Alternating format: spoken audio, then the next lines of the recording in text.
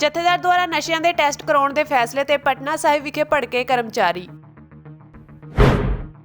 Melbourne ਵਿੱਚ ਸਰਕਾਰੀ ਸਮਾਗਮ ਵਿੱਚ ਖਾਲਿਸਤਾਨੀ ਝੰਡਾ ਲਹਿਰਾਉਣ ਤੋਂ ਨਾਖੁਸ਼ ਭਾਰਤ ਸਰਕਾਰ ਨੇ ਆਸਟ੍ਰੇਲੀਅਨ ਅਧਿਕਾਰੀਆਂ ਤੱਕ ਕੀਤੀ ਪਹੁੰਚ। ਕੈਨੇਡਾ ਭਾਰਤ ਸਮਝੌਤੇ ਵਿੱਚ ਅੰਮ੍ਰਿਤਸਰ ਹਵਾਈ ਅੱਡੇ ਨੂੰ ਸ਼ਾਮਿਲ ਨਾ ਕਰਨ ਤੇ ਐਸਜੀਪੀਸੀ ਨੇ ਜਤਾਈ ਨਾਰਾਜ਼ਗੀ। ਸੰਤ ਬਲਵੀਰ ਸਿੰਘ ਸਿੰਚੇਵਾਲ ਨੇ ਪਾਰਲੀਮੈਂਟ ਵਿੱਚ ਮਾਂ ਬੋਲੀ ਪੰਜਾਬੀ ਵਿੱਚ ਦਸਤਾਵੇਜ਼ ਮੁਹੱਈਆ ਕਰਾਉਣ ਤੇ ਕੀਤਾ ਧੰਨਵਾਦ।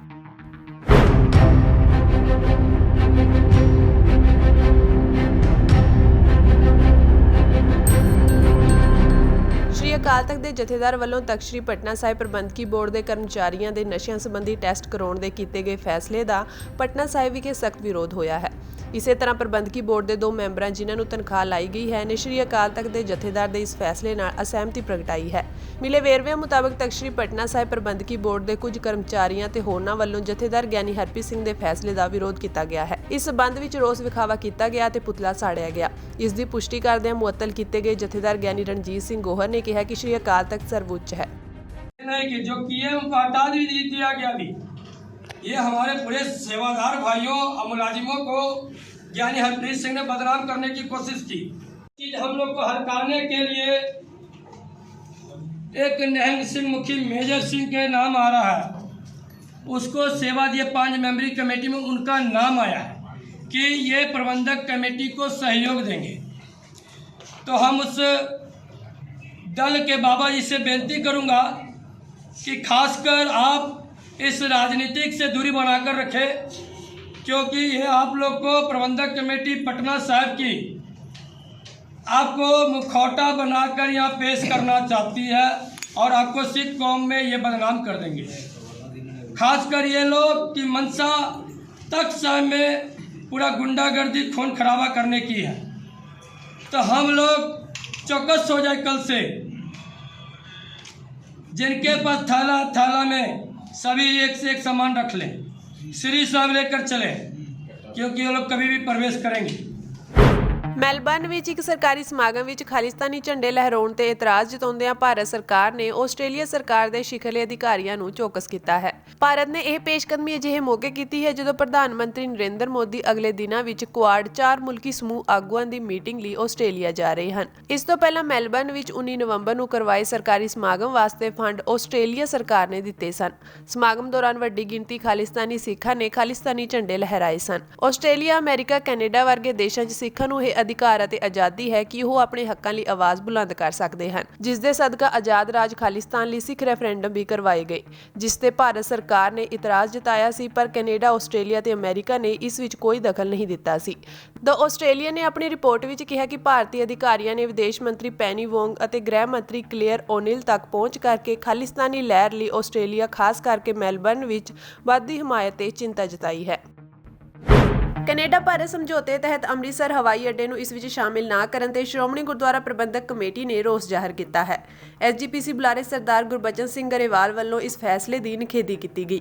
ਉਹਨਾਂ ਦਾ ਕਹਿਣਾ ਹੈ ਕਿ ਇਹ ਸਿੱਖਾਂ ਨਾਲ ਵਿਤਕਰਾ ਹੈ ਤੇ ਜੇਕਰ ਭਾਰਤ ਸਰਕਾਰ ਇਹ ਦਾਅਵਾ ਕਰਦੀ ਹੈ ਕਿ ਸਿੱਖਾਂ ਨੂੰ ਭਾਰਤ ਵਿੱਚ ਬਰਾਬਰ ਦਾ ਹੱਕ ਹੈ ਤਾਂ ਅੰਮ੍ਰਿਤਸਰ ਦੇ ਹਵਾਈ ਅੱਡੇ ਨੂੰ ਬਣਦਾ ਹੱਕ ਦਿੱਤਾ ਜਾਵੇ। ਇਸ ਦੇਸ਼ ਦੇ ਅੰਦਰ ਘੱਟ ਗਿਣਤੀ ਜਿਹੜੇ ਸਿੱਖ ਹੈ ਉਹਨਾਂ ਦਾ ਦੁਨੀਆ ਦੇ ਅੰਦਰ ਬਹੁਤ ਵੱਡੇ ਪੱਧਰ 'ਤੇ ਪਸਾਰ ਹੋ ਚੁੱਕਿਆ। ਖਾਸ ਤੌਰ 'ਤੇ ਅਸੀਂ ਦੇਖ ਰਹੇ ਹਾਂ ਕੈਨੇਡਾ, ਅਮਰੀਕਾ, ਇੰਗਲੈਂਡ ਜਾਂ ਆਸਟ੍ਰੇਲੀਆ ਵਿੱਚ ਹੋਰ ਦੇਸ਼ਾਂ ਵਿੱਚ ਬਹੁਤ ਵੱਡੀ ਗਿਣਤੀ ਵਿੱਚ ਸਿੱਖ ਜਿਹੜੇ ਵਸ ਰਹੇ ਨੇ ਅਤੇ ਸਿੱਖਾਂ ਦੀ ਆਵਾਜਾਈ ਜਿਹੜੀ ਹੈ ਉਹ ਹਵਾਈ ਯਾਤਰਾ ਰਾਹੀਂ ਬਹੁਤ ਵੱਡੀ ਗਿਣਤੀ ਵਿੱਚ ਪਾਈ ਜਾਂਦੀ ਹੈ। ਸੋ ਪਿਛਲੇ ਲੰਬੇ ਸਮੇਂ ਤੋਂ ਸ੍ਰੀ ਗੁਰੂ ਰਾਮਦਾਸ ਜੀ ਦੇ ਨਾਮ ਨੂੰ ਜਿਹੜਾ ਜੁੜਿਆ ਏਅਰਪੋਰਟ, ਅੰਮ੍ਰਿਤਸਰ ਏਅਰਪੋਰਟ, ਉਸ ਦੇ ਬਾਰੇ ਦੇ ਵਿੱਚ ਵੱਡੀਆਂ ਕੋਸ਼ਿਸ਼ਾਂ ਸ਼ੁਰੂ ਹੋਈਆਂ, ਪਰ ਉਹ ਅਖੀਰ ਉਹਨਾਂ ਨੂੰ ਬੰਦ ਕਰ ਦਿੱਤਾ ਜਾਂਦਾ ਕੋਈ ਨਾ ਕੋਈ ਕਾਰਨ ਬਣਾ ਕੇ। ਸੋ ਪਿਛਲੇ ਜਿਹੜਾ 9 ਤਰੀਕ ਦਾ ਜਨਰਲ ਇਜਲਾਸ ਸੀ ਉਸ ਦੇ ਵਿੱਚ ਵੀ ਐਡਵੋਕੇਟ ਰਜਿੰਦਰ ਸਿੰਘ ਧਾਮੀ, ਪ੍ਰਧਾਨ ਸ਼੍ਰੋਮਣੀ ਗੁਰਦੁਆਰਾ ਪ੍ਰਬੰਧਕ ਕਮੇਟੀ, ਉਹਨਾਂ ਵੱਲੋਂ ਇਹ ਮਤਾ ਲਿਆਂਦਾ ਗਿਆ ਸੀ ਕਿ ਅੰਮ੍ਰਿਤਸਰ ਸਾਹਿਬ ਦੇ ਏਅਰਪੋਰਟ ਨੂੰ ਜਿਹੜੀਆਂ ਸਿੱਧੀਆਂ ਉਡਾਨਾਂ ਕੈਨੇਡਾ ਜਾਂ ਹੋਰ ਜਿਹੜੇ ਦੇਸ਼ਾਂ ਤੋਂ ਹੋਣੀਆਂ ਚਾਹੀਦੀਆਂ। ਪਰ ਬੜਾ ਦੁੱਖ ਲੱਗਾ ਇਸ ਗੱਲ ਦਾ ਕਿ ਪਿਛਲੇ ਦਿਨੀਂ ਜਦੋਂ ਕੈਨੇਡਾ ਵੱਲੋਂ, ਜਿੱਥੇ ਕਿ ਵੱਡੀ ਗਿਣਤੀ ਵਿੱਚ ਪੰਜਾਬੀ ਅਤੇ ਖਾਸ ਤੌਰ 'ਤੇ ਸਿੱਖ ਵਸਦੇ ਆ, ਉਹਨਾਂ ਵੱਲੋਂ ਹਿੰਦੁਸਤਾਨ ਦੇ ਲਈ ਸਿੱਧੀਆਂ ਉਡਾਣਾਂ ਲਈ ਜਦੋਂ ਇਸ ਮੋਦੀ ਸਰਕਾਰ ਵੱਲੋਂ ਮੰਗ ਕੀਤੀ ਗਈ ਤਾਂ ਉਹਨਾਂ ਨੇ ਪੰਜਾਬ ਨੂੰ ਇਸ ਗੱਲੋਂ ਮਨਫੀ ਕਰ ਦਿੱਤਾ ਗਿਆ।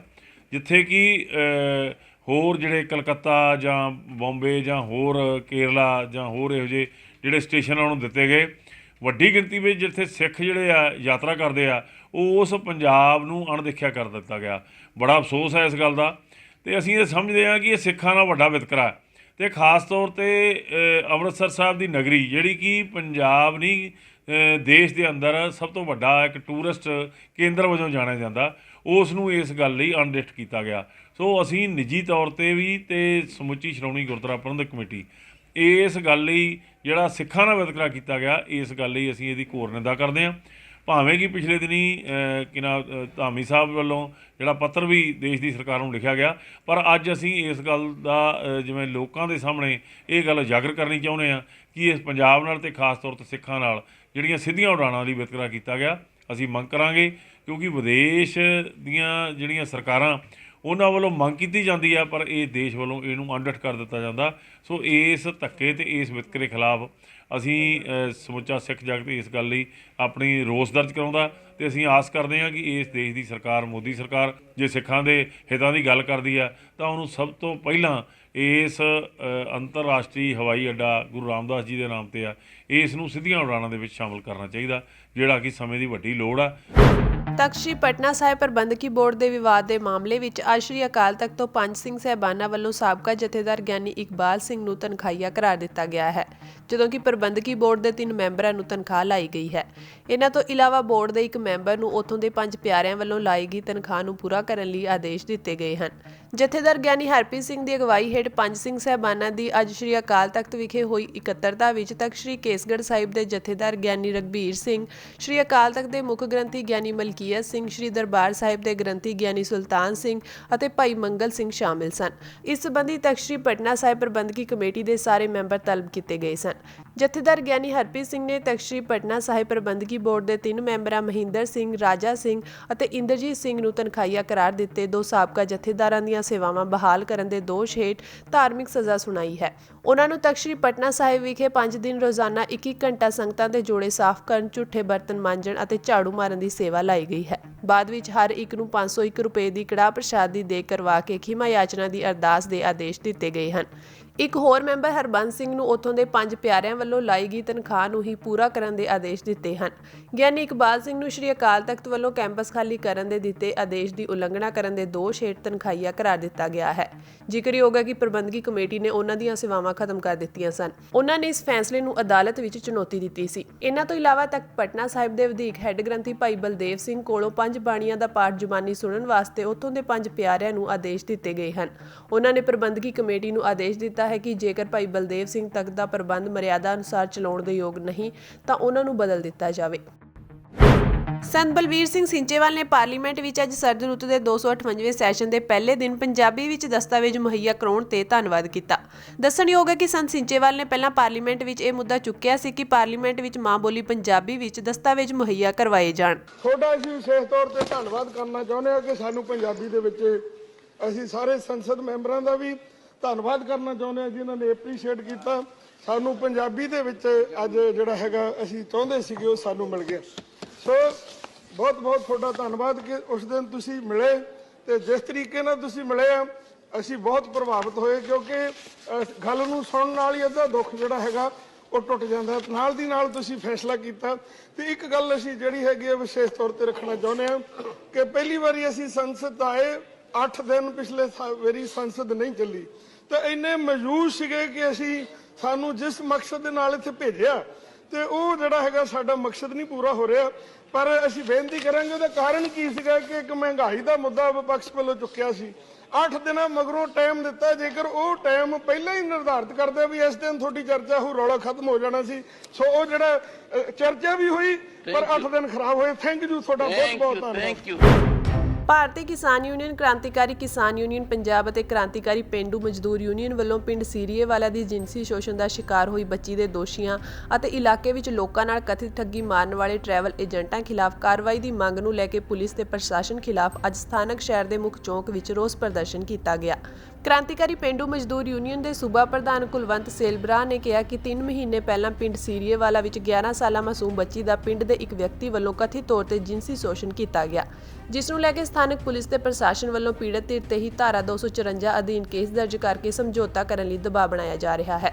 ਉਹਨਾਂ ਪੁਲਿਸ ਤੇ ਪ੍ਰਸ਼ਾਸਨ ਦੇ ਮਾੜੇ ਰਵੱਈਏ ਦੀ ਤਿੱਖੀ ਆਲੋਚਨਾ ਕਰਦਿਆਂ ਚੇਤਾਵਨੀ ਦਿੱਤੀ ਕਿ ਉਹ ਪੀੜਤ ਪਰਿਵਾਰ ਤੇ ਦਬਾਅ ਪਾਉਣਾ ਬੰਦ ਕਰੇ ਅਤੇ ਪੀੜਤ ਪਰਿਵਾਰ ਤੇ ਦਰਜ ਕੀਤਾ ਕੇਸ ਰੱਦ ਕੀਤਾ ਜਾਵੇ।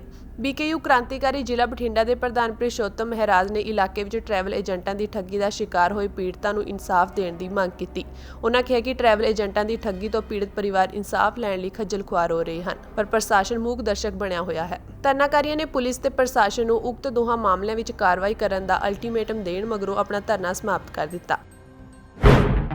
ਸ਼੍ਰੋਮਣੀ ਗੁਰਦੁਆਰਾ ਪ੍ਰਬੰਧਕ ਕਮੇਟੀ ਦੀ ਸਾਬਕਾ ਪ੍ਰਧਾਨ ਬੀਬੀ ਜਗੀਰ ਕੌਰ ਨੇ ਅੱਜ ਹਲਕਾ ਪੁਲਥ ਦੇ ਅਕਾਲੀ ਵਰਕਰਾਂ ਨਾਲ ਮੀਟਿੰਗ ਕਰਕੇ ਸ਼ਕਤੀ ਪ੍ਰਦਰਸ਼ਨ ਕੀਤਾ ਤੇ ਬਾਦਲਾਂ ਤੇ ਤਿੱਖੇ ਸ਼ਬਦੀ ਵਾਰ ਕੀਤੇ। ਉਹਨਾਂ ਕਿਹਾ ਕਿ ਬਾਦਲ ਪੰਥ ਨੂੰ ਦੱਸਣ ਕਿ ਉਹਨਾਂ ਨੇ 2007 ਵਿੱਚ ਡੇਰਾ ਸਿਰਸਾ ਮੁਖੀ ਨੂੰ ਸੁਆਂਗ ਰਚਣ ਦੇ ਮਾਮਲੇ ਵਿੱਚ ਕਿਉਂ ਛੱਡਿਆ। ਉਹਨਾਂ ਅੱਗੇ ਕਿਹਾ ਕਿ ਅੱਜ ਸ਼੍ਰੋਮਣੀ ਅਕਾਲੀ ਦਲ ਦੀ ਹਾਲਤ ਇੰਨੀ ਪਤਲੀ ਹੋ ਗਈ ਹੈ ਕਿ ਕੋਈ ਵੀ ਅਕਾਲੀ ਆਗੂ ਪਾਰਟੀ ਦੇ ਚੋਣ ਨਿਸ਼ਾਨ ਤੱਕੜੀ ਤੇ ਚੋਣ ਲੜਨ ਲਈ ਤਿਆਰ ਨਹੀਂ ਹੈ ਤੇ ਪਾਰਟੀ ਆਗੂ ਮੰਨ ਰਹੇ ਹਨ ਕਿ ਚੋਣਾਂ ਦੌਰਾਨ ਬਾਦਲਾਂ ਦੇ ਨਾਂ ਤੇ ਵੋਟਾਂ ਨਹੀਂ ਪੈਣਗੀਆਂ। ਬੀਬੀ ਜਗੀਰ ਕੌਰ ਨੇ ਕਿਹਾ ਕਿ ਪਾਰਟੀ ਇੱਕ ਪਰਿਵਾਰ ਦੀ ਨਹੀਂ ਹੈ। ਉਹਨਾਂ ਕਿਹਾ ਕਿ ਬੀਤੇ ਸਮੇਂ ਵਿੱਚ ਅਕਾਲੀ ਦਲ ਤੇ ਨਸ਼ੇ ਫੈਲਾਉਣ ਦੇ ਦੋਸ਼ ਲੱਗੇ। ਉਹਨਾਂ ਆਖਿਆ ਕਿ ਜਦੋਂ ਪਾਰਟੀ ਤੇ ਡੇਰਾ ਮੁਖੀ ਨੂੰ ਮੁਆਫੀ ਦੇਣ ਦੇ ਦੋਸ਼ ਲੱਗੇ ਤਾਂ ਪਾਰਟੀ ਨੇ ਲੋਕਾਂ ਦੇ ਸ਼ੰਕੇ ਦੂਰ ਨਹੀਂ ਕੀਤੇ। ਉਹਨਾਂ ਕਿਹਾ ਕਿ ਉਹਨਾਂ ਨੇ ਪਾਰਟੀ ਪ੍ਰਧਾਨ ਸੁਖਬੀਰ ਬਾਦਲ ਨੂੰ ਸਲਾਹ ਵੀ ਦਿੱਤੀ ਸੀ ਕਿ ਸ਼੍ਰੀ ਅਕਾਲ ਤਖਤ ਸਾਹਿਬ ਅੱਗੇ ਪੇਸ਼ ਹੋਣ ਅਤੇ ਆਪਣੀਆਂ ਗਲਤੀਆਂ ਮੰਨ ਲੈਣ। ਉਹਨਾਂ ਇਹ ਵੀ ਕਿਹਾ ਕਿ ਬਾਦਲ ਨਾਨਕਸ਼ਾਹੀ ਕੈਲੰਡਰ ਲਾਗੂ ਕਰਨ ਤੋਂ ਰੋਕਦੇ ਰਹੇ ਸਨ। ਸੀਨੀਅਰ ਅਕਾਲੀ ਆਗੂ ਜਗਮੀਤ ਸਿੰਘ ਬਰਾੜ ਨੇ ਵੀ ਇਸ ਮੀਟਿੰਗ ਨੂੰ ਸੰਬੋਧਨ ਕੀਤਾ। ਬੀਬੀ ਜਗੀਰ ਕੌਰ ਨੇ ਕਿਹਾ ਕਿ ਸ਼੍ਰੋਮਣੀ ਅਕਾਲੀ ਦਲ ਨੂੰ ਹਾਸ਼ੀਏ ਤੇ ਧੱਕ ਦਿੱਤਾ ਗਿਆ ਹੈ ਅਤੇ ਜਦੋਂ ਅਕਾਲੀ ਆਗੂ ਸਵਾਲ ਉਠਾਉਂਦੇ ਸਨ ਤਾਂ ਉਹਨਾਂ ਨੂੰ ਟਾਲ ਦਿੱਤਾ ਜਾਂਦਾ ਹੈ। ਬੀਬੀ ਜਗੀਰ ਕੌਰ ਨੇ ਕਿਹਾ ਕਿ ਕੁਝ ਦਿਨ ਪਹਿਲਾਂ ਸੁਖਬੀਰ ਦੀ ਭੈਣ ਪਰਨੀਤ ਕੌਰ ਉਹਨਾਂ ਨੂੰ ਮਿਲਣ ਲਈ ਬੇਗੋਵਾ ਲਾਏ ਸਨ ਅਤੇ ਉਹਨਾਂ ਨੇ ਕਿਹਾ ਕਿ ਉਹਨਾਂ ਨੂੰ ਪਾਰਟੀ ਵਿੱਚੋਂ ਕੱਢ ਕੇ ਸੁਖਬੀਰ ਨੇ ਗਲਤ ਕੀਤਾ ਹੈ, ਇਸ ਨਾਲ ਪਾਰਟੀ ਨੂੰ ਨੁਕਸਾਨ ਹੋਇਆ ਹੈ। ਉਹਨਾਂ ਦਾਅਵਾ ਕੀਤਾ ਕਿ 80% ਨੇਤਾ ਅੰਦਰੂਨੀ ਤੌਰ ਤੇ ਉਹਨਾਂ ਨਾਲ ਸਹਿਮਤ ਹਨ ਅਤੇ ਉਹ ਖੁਸ਼ ਹਨ ਕਿ ਉਹਨਾਂ ਨੇ ਬਾਦਲਾਂ ਨੂੰ ਚੁਣੌਤੀ ਦਿੱਤੀ ਹੈ। ਪਿਛਲੀ ਚੋਣ ਹਾਰੀ ਤੁਸੀਂ ਮੇਰੇ ਕੋਲ ਸਾਰੇ ਆਏ ਆਗੇ ਕੀ ਕਹਿੰਦੇ ਸੀ, ਕਹਿੰਦੇ ਬੀਬੀ ਜੀ ਬਸ ਕੁਝ ਗੱਲਾਂ ਕਰਕੇ ਅਸੀਂ ਹਾਰ ਜਾਂਦੇ ਹਾਂ। ਦੱਸੋ ਗੱਲ ਕਿਹੜੀ ਹੈ? ਕਹਿੰਦੇ ਲੋਕੀ ਸਵਾਲ ਪੁੱਛਦੇ ਹੈ ਕਿ 2007 ਦੇ ਵਿੱਚ ਜਿਹੜਾ ਸਵਾਲ ਰਚਾਇਆ ਸੀ ਰਾਮ ਰਹੀਮ ਨੇ ਰਚਾਇਆ ਸੀ ਨਾ 2007 ਦੇ ਬਾਅਦ ਸਵਾਲ, ਜਦੋਂ ਗੁਰੂ ਗੋਬਿੰਦ ਸਿੰਘ ਜੀ ਵਰਗੀ ਪੁਸ਼ਾਕ ਪਹਿਨ ਕੇ ਉਹਨੇ ਅੰਮ੍ਰਿਤ ਛਕਣ ਦੀ ਗੱਲ ਕੀਤੀ ਸੀ। ਕਹਿੰਦੇ ਲੋਕੀ ਸਾਨੂੰ ਪੁੱਛਦੇ ਹੈ, ਪੰਥ ਪੁੱਛਦਾ ਹੈ ਕਿ ਬਾਦਲ ਸਾਹਿਬ ਕਲੀਅਰ ਕਿਉਂ ਨਹੀਂ ਕਰਦੇ। ਇਹ ਜਿਹੜਾ ਸਵਾਲ ਰਚਾਇਆ ਸੀ 2007 ਦੇ ਵਿੱਚ, ਉਸ ਸਵਾਲ ਤੋਂ ਬਾਅਦ ਉਹਦੇ ਤੇ ਪਰਚਾ ਦਰਜ ਹੋਇਆ ਸੀ ਤੇ ਫਿਰ 2007 ਦੀ ਸਰਕਾਰ ਆਪਣੀ ਸੀ ਤਾਂ ਇਹ ਸਪਸ਼ਟ ਕਿਉਂ ਨਹੀਂ ਕਰਦੇ, ਇਹ ਜਵਾਬ ਕਿਉਂ ਨਹੀਂ ਦਿੰਦੇ ਪੰਥ ਨੂੰ ਕਿ ਉਹ ਸਿਰੇ ਕਿਉਂ ਨਹੀਂ ਸੀ ਚੜਿਆ, ਉਹਨੂੰ ਸਜ਼ਾ ਕਿਉਂ ਨਹੀਂ ਸੀ ਮਿਲੀ। ਇਹ ਪੰਥ ਦਾ ਸਵਾਲ ਹੈ। ਇਹ ਪੰਥ ਦਾ ਜਵਾਬ ਕੌਣ ਦੇਵੇਗਾ? ਮੈਂ ਦੇਵਾਂ? ਕਿੱਥੋਂ ਦੇਵਾਂ? ਕੌਣ ਸਾਨੂੰ ਦੱਸੇਗਾ ਕੀ ਹੋਇਆ ਸੀ? ਤੁਸੀਂ ਪੁੱਛਦੇ ਹੋ ਕਿ 2007 'ਚ ਜਦੋਂ ਰਾਮ ਰਹੀਮ ਤੇ ਪਰਚਾ ਦਰਜ ਹੋਇਆ ਤੇ ਉਦੋਂ ਉਹ ਲੋਕਾਂ ਨੂੰ ਇਨਸਾਫ ਕਿਉਂ ਨਹੀਂ ਸੀ ਮਿਲਿਆ ਪੰਥ ਨੂੰ? ਦੂਸਰਾ ਸਵਾਲ ਪੁੱਛਦੇ ਬੇਅਦਬੀ ਦਾ ਸਪਸ਼ਟੀਕਰਨ ਦਿਓ, ਪੰਥ ਮੰਗਦਾ। ਅਸੀਂ ਵੀ ਬੜਾ ਕਿਹਾ ਕਿ ਪੰਥ ਸਪਸ਼ਟੀਕਰਨ ਮੰਗਦਾ ਹੈ ਕਿ ਬੇਅਦਬੀ ਕਿਸ ਤਰ੍ਹਾਂ ਹੋਈ ਹੈ, ਜਾਂ ਉਸਦੇ ਦੋਸ਼ੀ ਕਿਉਂ ਨਹੀਂ ਫੜੇ ਗਏ ਅਜੇ ਤੱਕ, ਜਾਂ ਲੋਕਾਂ ਨੂੰ ਇਨਸਾਫ ਕਿਉਂ ਨਹੀਂ ਮਿਲਿਆ ਅਜੇ ਤੱਕ। ਕੀ ਤੁਸੀਂ ਪੁੱਛਦੇ ਹੋ ਜਾਂ ਨਹੀਂ ਪੁੱਛਦੇ? ਪੁੱਛਦੇ ਹੋ ਨਾ? ਜੇ ਪੰਥ ਪੁੱਛਦਾ, ਜੇ ਅਸੀਂ ਅੰਦਰ ਕਹਿੰਦੇ ਹਾਂ ਕਿ ਉਹਦਾ ਸਪਸ਼ਟ ਜਵਾਬ ਦੇ ਦਿਓ ਸੰਗਤ ਨੂੰ ਤਾਂ ਜੋ ਅਸੀਂ ਬਖਸ਼ੇ ਜਾਈਏ, ਅਸੀਂ ਲੋਕਾਂ ਨੂੰ ਕੀ ਜਵਾਬ ਦੇਈਏ? ਜੇ ਰਾਮ ਰਹੀਮ ਵੱਲ ਸੂਈ ਗਈ ਸੀ, ਉਸ ਰਾਮ ਰਹੀਮ ਨੂੰ ਸੂਈ ਬੇਅਦਬੀ ਨਹੀਂ ਗਈ ਤੇ ਫਿਰ ਉਸ ਨੂੰ ਮਾਫੀ ਕਿਉਂ ਦਿੱਤੀ ਗਈ ਹੈ? ਪੰਥ ਪੁੱਛਦਾ ਹੈ। ਅੱਜ ਸਾਨੂੰ ਸਪਸ਼ਟੀਕਰਨ ਪੁੱਛੇ ਜਾਂਦੇ ਕਿ ਤੁਸੀਂ ਕਿਉਂ ਇਸ ਤਰ੍ਹਾਂ ਕਹਿੰਦੇ ਹੋ, ਤੁਸੀਂ ਕਿਉਂ ਸਾਨੂੰ ਆ ਕੇ ਅਸੂਲ ਦੀ ਗੱਲ ਕਰਦੇ ਹੋ। ਜੇ ਅਸੀਂ ਪੁੱਛਦੇ ਹਾਂ, ਅਸੀਂ ਸੰਗਤ ਦੀ ਆਵਾਜ਼ ਕਰਕੇ ਪੁੱਛਦੇ ਹਾਂ, ਅਸੀਂ ਪੰਥ ਦੀ ਆਵਾਜ਼ ਕਰਕੇ ਪੁੱਛਦੇ ਹਾਂ। ਜੇ ਅਸੀਂ ਪੁੱਛਦੇ ਸਪਸ਼ਟੀਕਰਨ ਸਾਨੂੰ ਪੁੱਛੇ ਕੌਣ? ਕੋਈ ਪੁੱਛਦਾ ਜਿਹੜਾ ਕਿ ਅੱਜ ਕੋਈ ਕਰਪਸ਼ਨ ਦੇ ਕੇਸ ਵਿੱਚ ਫਸਿਆ ਹੋਇਆ, ਉਹ ਸਾਡੇ ਕੋਲ ਜਵਾਬ ਦੇਣਗੇ। ਕੋਈ ਕਾਤਲਾਂ ਵਿੱਚ ਫਸਿਆ ਹੋਇਆ, ਉਹ ਸਾਡੇ ਕੋਲ ਜਵਾਬ ਦੇਣਗੇ। ਕੋਈ ਬਰਗਾੜੀ ਦੇ ਕਾਂਡ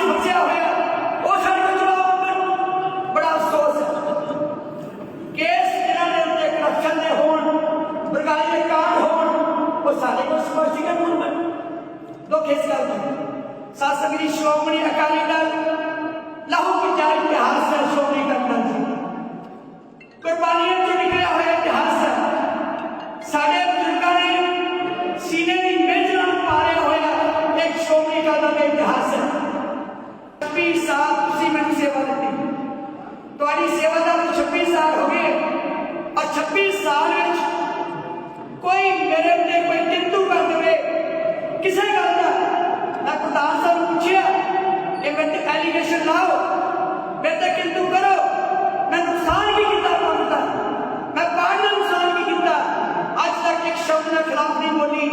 ਜੇ ਕੋਈ ਬੋਲਦਾ ਸੀ ਮੈਂ ਜ਼ਬਾਨ ਖਿੱਚ ਕੇ ਰੱਖ ਦਿੰਦੀ ਸੀ। ਕਾਹਦੇ ਵਾਸਤੇ? ਪਾਰਟੀ ਦੀ ਖਾਤਰ, ਕਿ ਪਾਰਟੀ ਕਦੇ ਥੱਲੇ ਨਾ ਲੱਗੇ। ਪਰ ਅੱਜ ਜਦੋਂ ਸ਼੍ਰੋਮਣੀ ਅਕਾਲੀ ਦਲ ਹਾਸ਼ੀਏ ਤੇ ਆ ਜਾਏ, ਕੀ ਕਰੀਏ? ਨਾ ਪੁੱਛੀਏ, ਤੁਸੀਂ ਝਟਕਾ ਮਾਰਦੇ ਹੋ, ਤੁਸੀਂ ਗੁੱਸੇ ਹੁੰਦੇ ਹੋ, ਤੁਸੀਂ ਕਰਦੇ ਕੀ ਹੋ? ਹਰ ਵੇਲੇ ਪਾਰਟੀ ਹਾਰ ਕੇ ਬਹਿ ਜਾਂਦੀ ਹੋ।